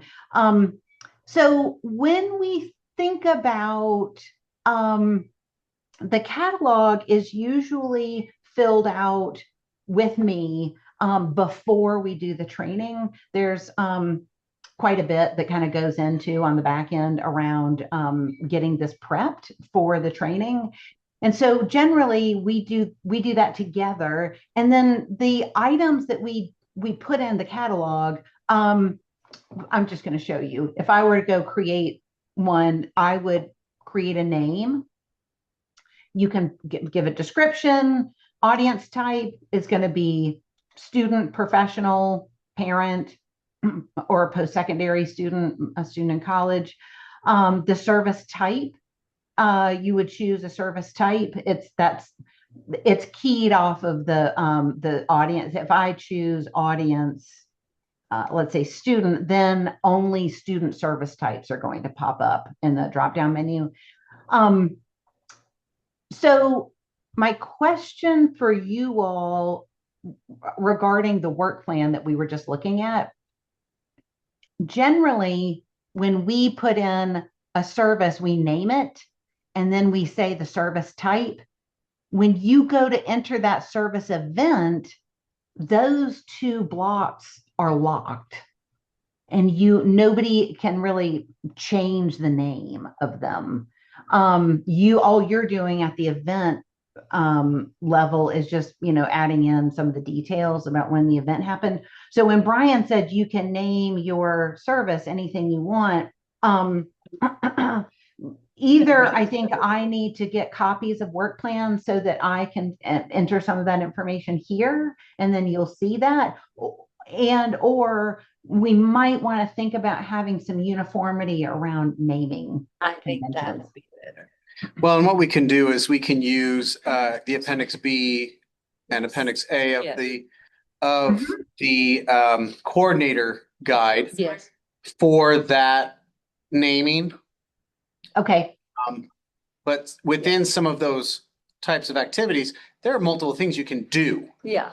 That it would not be great to have named the same. And so we will still have some things that are a little bit different. Oh, absolutely. And we can have as many as you want.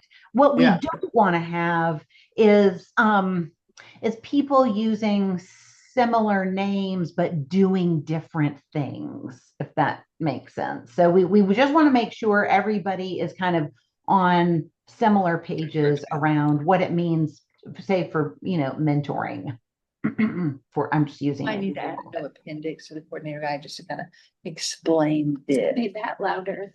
Yeah. We might want to add a 1-page new appendix to the coordinator guide that just explains this, like the part of PI that is, kind of reliant on this naming system, just so everybody has like an understanding and training on that.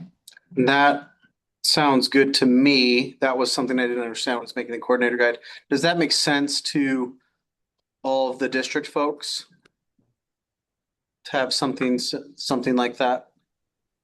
Something I'm like gonna have to wrap my, something like what you say? Some kind of alignment around naming of different activities that. Brian, So if we're looking at Yeah. I have an idea that might, so I think if you talk to your CTE group in regards to like Perkins, there are a lot of like allowable uses that drop down. And then there's function, there's object codes that we code things and whatnot. I feel like some of the commonality of different things would fit together. So like you have a outreach college visits, right? So if it's student, so I feel like if naming conventions can be similar, and then you could just add a column to one of like the activity guide that you already have that says for reporting purposes, do this service type, do this. I don't know how to phrase it exactly because I've not really used this system a ton, but I think that would probably be most beneficial that you have a rubric that's like, here's this is where it goes. Here's that, this is where it goes. Only because that's how I operate with so many different grants that I oversee. We have just kind of that understanding of these are the activities that fall in this bucket. This is how you code it. Yeah. I love that suggestion. And you already have the buckets. Like I would just say, just take what you have and put it in the pocket. You can still call it family fun. Like at the school, you can call it what you want, but for this, we have to, we just don't make it more difficult. Maybe if that is happening in there under this description is where, I mean, this description is open at the event level. And so that might be an opportunity to kind of just make sure we've got a crosswalk. If you are calling it something a little bit different, we could just put it there. What do you think about that? I think that's all great. And I really appreciate that suggestion, Mackenzie. This is not something I thought through because I got an overview of Pi, but I'm still learning it too. Right. So I'm going to need to think on that. That's going to need to simmer for a bit. But I think that's we'll figure something out. So again, a little bit high level, but in a certain when we're creating the service catalog, we're also going to enter in all of the performance measures or objectives from the grant, and we're going to tie each service to one of the objectives in the grant so that we can kind of see what visually you can see what services are we implementing to achieve the grant objectives that we said we were going to achieve. Milestones is a component of our system that we probably aren't going to use, but if you wanted to, you could. If you felt like the secret sauce to help students get to college, and it's doing one college visit, having a GPA of a 2.8, and completing the FAFSA. You could put that in there and then in our milestone system, and then you could look at individual students, and there's sort of a meter that would show you how how close they are to completing all of those components, what's left, and it's helpful for individual advising. Tags are a way for us to put a tag on any service if we want to just identify or highlight something of that service. We may or may not use that, but this data system has much more kind of flexibility in here than you might ever need, but it's there if we decide to use it.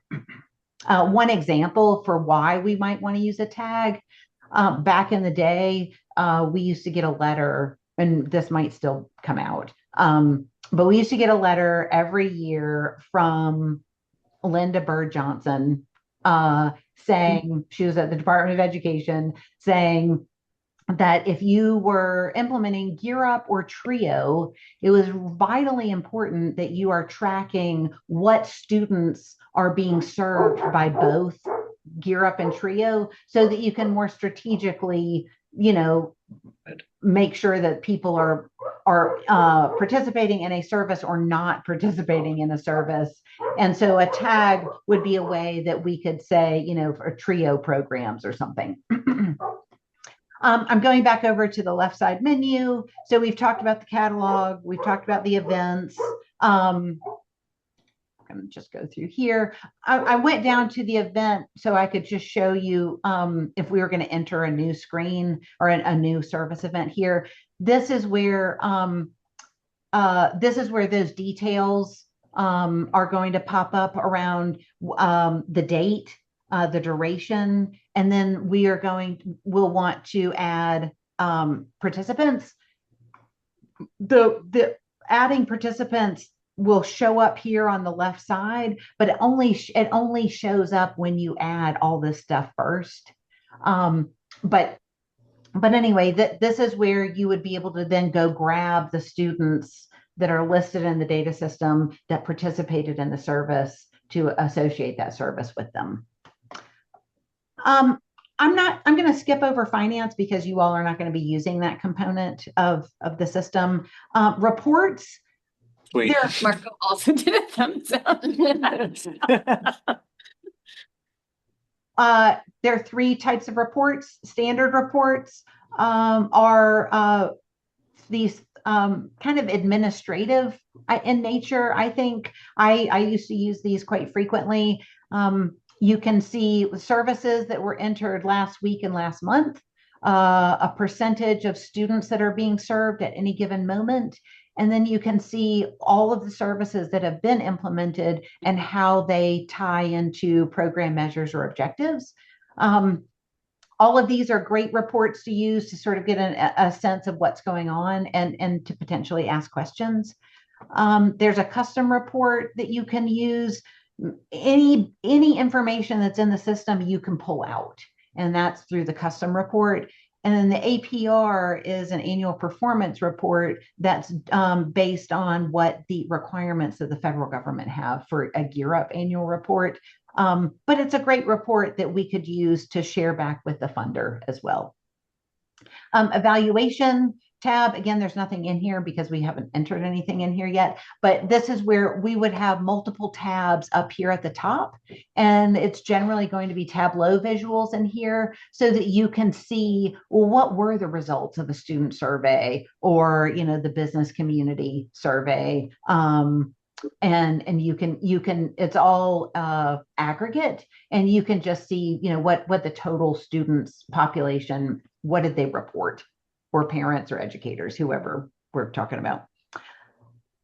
Everything below evaluation, data imports, data exports, configuration, system audit are really administrative. Data imports is where we can see what data sets have been imported to the system. So that's going to be the state is giving us access to all the students. So we would see the data imports from the state. Data exports, if we want to export a report that we would send to, say, the National Student Clearinghouse to find out where students went to college, that's what we would use this for. Configuration, this is what Brian and I probably are going to spend a fair amount of time under configuration. This is where we set up the users. The LEA schools, we want to make sure all of that is entered. In fact, I think schools are entered now in LEAs, so that's here. When we go to users and we set up a user, that's since we've entered in the schools, that's how we're going to be able to delineate which navigator has access to which school. Program measures is where we're going to enter the objectives. And then everything else down here is really not all that important right now. Last thing I will just leave you with is the system audit. This allows, if you are ever worried that somebody is using the system for a reason that's not sanctioned, you can go into the system audit and you can see where users have been, what pages they've gone to, anything they've downloaded or exported. You can see what people have done and every place that they visited in the system. So any questions or thoughts about anything that I've just shared? Have any questions? I just want to say thank you for having a system so we don't have to create this from scratch. Oh my God. And also just to reiterate for the folks in the room, online, and watching this later, that this is helping us track what you're doing, how it's going, and we're using it to create a sustainable system. So please implement with fidelity. Yes, fidelity, yeah, I want to talk about two things. And One is- confidentiality, everyone will Yep. be signing Yeah, a confidentiality absolutely. I agreement. mean, like, everybody will sign a data sharing agreement, their confidentiality, all those things. The fidelity piece, is a part of this work that gets really tricky because it's like, well, if both of you implemented a,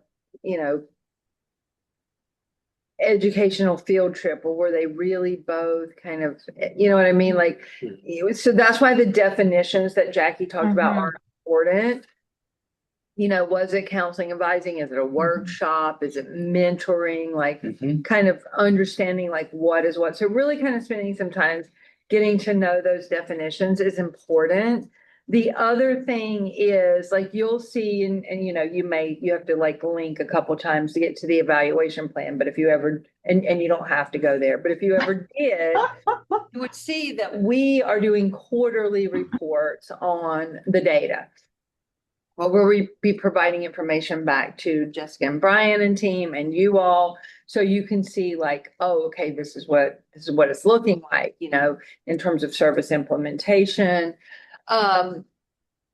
I would say it would be really good to have some parameters around just like protocols for like how data gets entered. I mean, obviously, like, you don't have to do it like the second you get back from the event, but you don't also need to wait 2 months to go back and enter services. So like my kind of rule of thumb around data entry is always like by the 5th of the month, the prior month's data is entered. So like by the 5th of September, all of the August data is entered, is a good, I mean, and sometimes weekly, but I mean, sometimes there are times, but in saying that, by the 5th of September, you're going to be like August 10th. What happened that day?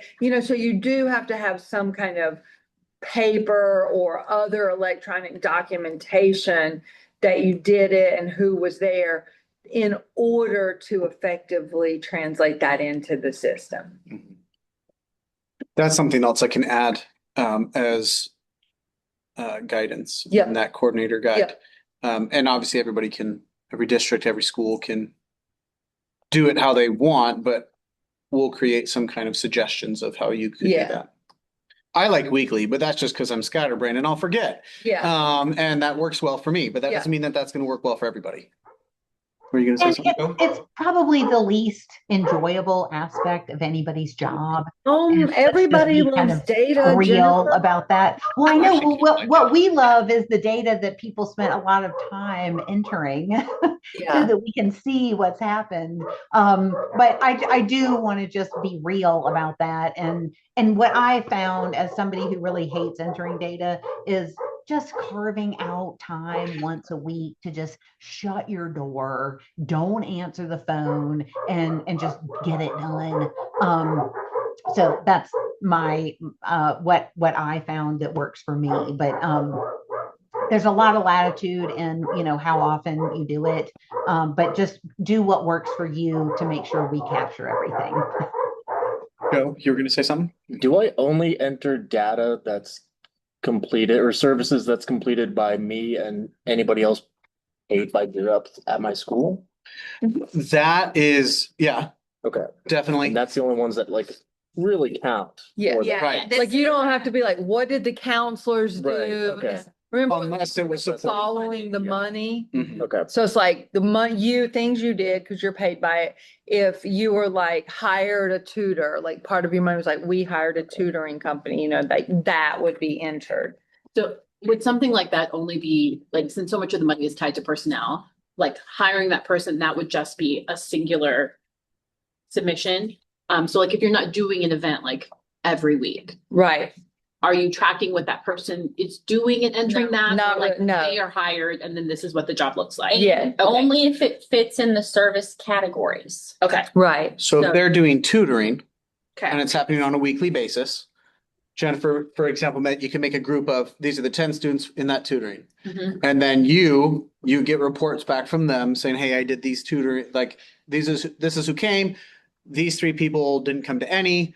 These 8 people or these 7 people came to all of them except for this one day, this one kid didn't. Then you would go in and enter, okay, one for each week. Mhm. These students came, so on and so So forth. if that was tied to like Saturday school, Correct. advocate being there, then that's Yes. something that would Yes. be submitted weekly. And ideally, everything you enter would be listed on your work plan. Right. And you will Okay. have on the work plan for this service, that's weekly. This service is Okay. monthly. This service is happening twice in a year on this day and this day. Okay. And that's where you're going to be, those are the pieces you'll enter. Okay. So if on your work plan it says weekly, unless something happens, you would probably have something for each week to enter for that data. Am I saying that correctly? Yes, that makes and, sense. and I would add, and I think this is for like Marco, like somebody at like that level, like I think when we transition to Gear Up, this is when things get complicated because we hire positions, and what I see is that the coordinators or like folks who are implementing the services, like obviously everything you're doing is not like implementing services, right? You might be like, okay, this week I'm going to be planning. Yeah. Or I'm going to create a newsletter for families. Okay, so creating a newsletter for families is not really a service because like even if you give it to them, you don't know if they read it, right? So Okay. there is a lot of your time that is planning and preparation and other things that's not the actual like a thing Administrative. that will be entered. Where things get really complicated in Gear Up is when administrators or people that are over the coordinators kind of monitor that data system as like, oh, you're not really doing anything. And so they want to enter in all these things. But it It's- really okay. just needs to be like the actual event Actual for the service. students. Yes. Exactly. And this is where, Joe, for you, specifically, like I think about all those optional periods. We would document all those students that Right. are in that class, Yeah. but what would we document, right? Like, would we document their progress, as a certain, like, that's where I think we'll get a little interesting for us. Oh, like I they would- can come to a period, but it's just like, Every Yeah. day, right? They'd go to Yeah. that period every day. So what are we documenting within those students going to that learning lab? Key quarterly points or something. Yeah. Really, I think Right. I have an idea of it, but I just need Right. to put it together. Yes, I that's would exactly look- right. I would look at Appendix A and B and align what you will actually be doing in those periods Right. to those service types and activity types. Yep. That's where I would start. And if there's some gray area after that, let's talk, yeah. right? But I would start there because I think you'll be able to fit it into probably tutoring I think or so, counseling. too. Mhm.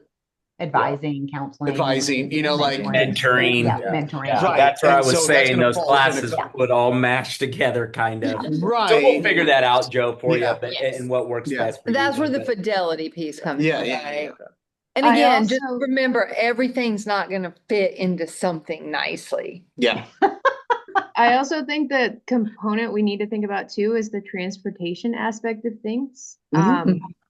We're gonna have students that need transportation, and at Northeast, we have that position written in the grant, and that's gonna be mentoring and transportation, getting kids to school, to and from. So that's gonna be a decent amount of reporting information. I don't know if we'll have to come up with maybe a form submission for you, Joe. I want to make sure you get what you need for reporting wise. Is there a way for us to, in the system, say over the course of a month, this person spent this much time in mentoring and transportation, so you don't have to track it twice a day? Is that a pie question? I think It's got to be. probably each. So And I that's would say, definitely, I'm sorry, Jennifer, like we Go would ahead. not count any transportation Right. as a not a- service. that wouldn't We be a do service. have it. It's a budget thing, but it's not. Okay, Yeah. right. It's a Right. budget thing, so you may want to document it, but from an evaluative standpoint, we would not want them in the service. And this is where it gets weird because under the PRP, transportation and attendance support, which transportation is something that we have talked about, Yeah. is something that we want. Okay. So, like, it's- maybe it it's a just needs to be a weird- separate category. It's a weird thing. Well, this is a good question. So I think start on the work plans. Yeah. Yes. Let's get that figured out first, and we can figure out exactly how to report and adjust as needed. Not everything on the planning work plan is going to go into PI. Correct. Right. That's Yeah. right. So you need the work plan because that's your total budget and how is that getting spent? But not all of that is a service that would actually go into Per the se. system. Okay. Yeah. And sometimes you'll have an just event Yeah. that will be more than one service, Yep. right? So you had like a morning, or you went to a college and the first hour, you had somebody come in and do like a financial aid counseling session. And then it's like, okay, now we're going on the college visit. Well, that's two separate things. Yeah. Yeah. But And we the can work system, through, Yes. there are we can work services. through special cases. That's right. Well, we have services that you can break out into two different types. Right. A lot of this Once is we getting go into into the training, we'll go into those details in a lot more depth. Yes. So everybody Yes. knows how to yeah, enter and that. a lot of this is getting into very specific cases that we will just we'll work through. Right. That's And right. so yeah. The bottom line is the federal government is not going to cancel this project. And we have some flexibility and we have some time to grow. And we have some time to do that together and get everybody ready. So, yeah, this has been great for certainly from my lens to kind of look at this much more holistically. I hope it's been good for you. I feel a little bad. I'm looking at Joe's list of how many pages of Word doc he has typed out, And I feel Going on. which is good. I feel bad, but also, also hopefully that's good. So, yeah, we do have about 5 to 7 minutes left. And we don't have anything else besides Q&A time. We can't cover everything in that time. Once again, a reminder, I'm going to go back to this list of who to reach out to for what. Close your eyes. I just passed that out. So here are the contacts. All of these people, except for, I believe, Thomas was CC'd on the email on Monday. I think I didn't remember to CC him on That's Monday. okay. But Jackie, Chrissy, Todd, Jennifer, all of their emails were in the CC on the Monday email that everyone received. So you have their emails. If you need me to send it to you again, I will give it to you again. They've told me I can give you their emails Yes. unless I hear someone yeah. tell you otherwise right now. If in doubt, reach out to me and I'll connect you to the right person. But once again, for future planning stuff, Jessica is the person. For specific reimbursement, for technical assistance and training, myself. If it's general around PRP, if it's around NDE regulations that we're following, anything like that, that's me. Vela is around data entry and training around the data entry. So that'd be Jennifer, Todd, and Chrissy, and Jackie, and Thomas. Questions around evaluation, reports, and how are we doing kind of benchmarks. We will, as they share those reports with us every quarter, we will share appropriate information with you, which will be as much as we can possibly share. I'm not going to keep back things that you have access that you're allowed to know.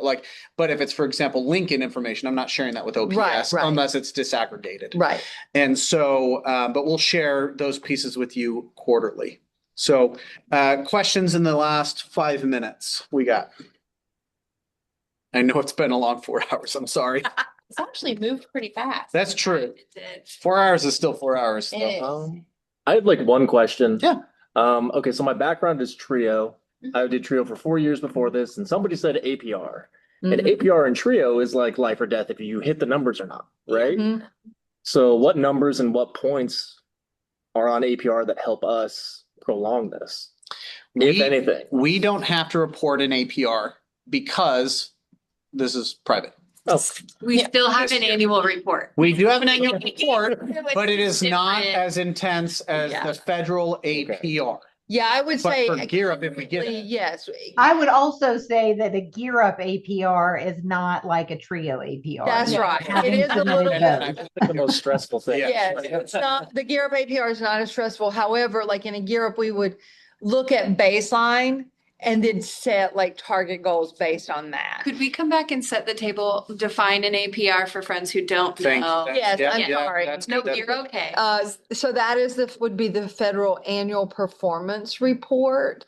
And that would be, you know, that would cover everything from budget to required federal goals and objectives to additional program goals and objectives to your stated evaluation outcomes. Now, I will say for Gear Up, and again, things changing daily, but as has been most of the time for Gear Up, you know, you're really only going to be in trouble. Like your first line of review from the feds is always going to be your budget. Always. Are you spending too much? Are you spending too little? Are you spending appropriately? And if your budget is in check, you pass. You know, and then kind of on your goals and objectives, it's just like, unless you're just consistently like way under on everything and you're not able to justify that, right? Now, all that said, with the move to the Department of Labor, with what's going on with uniform guidance, all of that could change. But you all will be prepared for that. Yep. I have extensive experience with submitting APR reports for other grants. They are super fun. They're time consuming.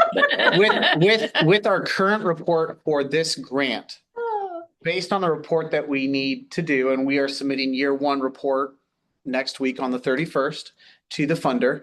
All of the information we talked about through work plan and the PI stuff, likely we won't need anything extra from you than that, beyond maybe a clarification. Hey, Sarah, what did you mean by this? Sweet. Right. Hey, Marco, could you please tell me, Mackenzie, you know, Lacey, it would just be like a couple clarification questions. Yeah.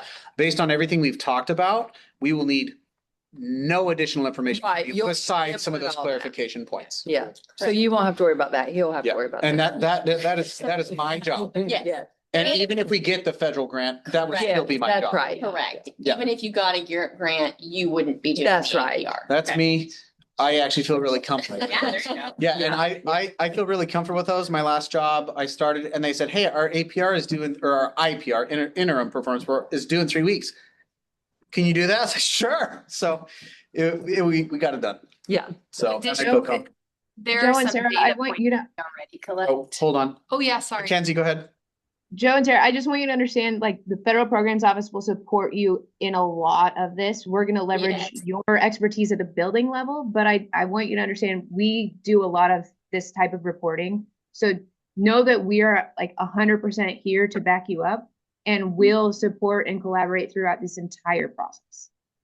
I heard APR and had like PTSD moments. I get it. I get it. We all have that moment. Yeah. Jessica, you were Yeah, gonna say something. there are data points that we are reporting out that are disaggregated, like Chrissy talked about earlier. So like demographics, student count, some of those things that we already collect from your school as the NDE. So we are already reporting some of those things without some of your input. So I just wanted to also mention for Mackenzie, Marco, or other folks that are watching this later, if there are data points that you find yourself entering and it's a double like reporting mechanism, say you already report this for the SIP process or something else, let us know so that we can make this more simple. We don't want to create extra work. If you're already reporting something, maybe we need to unsilo the NDE process of things. So keep us posted. Don't do things twice. And we're working on that. Yeah. Any last thoughts, questions? Okay. We are right at time. Are we? Thank you, everyone, for your very dedicated focus. I loved hearing all the discussion. Yeah. And what I'm learning is that you guys are, from what I'm hearing, you're poised and ready to take the next steps. Please let us know if you need more support in any of those next steps. Yeah. This is my whole position right now. And so I am available and very willing to help in any way that you would like me to help. If I can't, I'll just tell you, but if it's anything related to this, I likely would love to jump in and help you. And I know that Chrissy has offered very similar support to me, and Jennifer says she's willing to help on their pieces where Yes. they fit in. We'd love to help you. So please don't feel like you need to do it alone. We'd love to be right alongside you doing it. So that's what we got. It was really nice to meet all of you. Thank you. Nice to meet everybody. Safe travels home. Thank you. Bye. Okay. Let's stop the recording.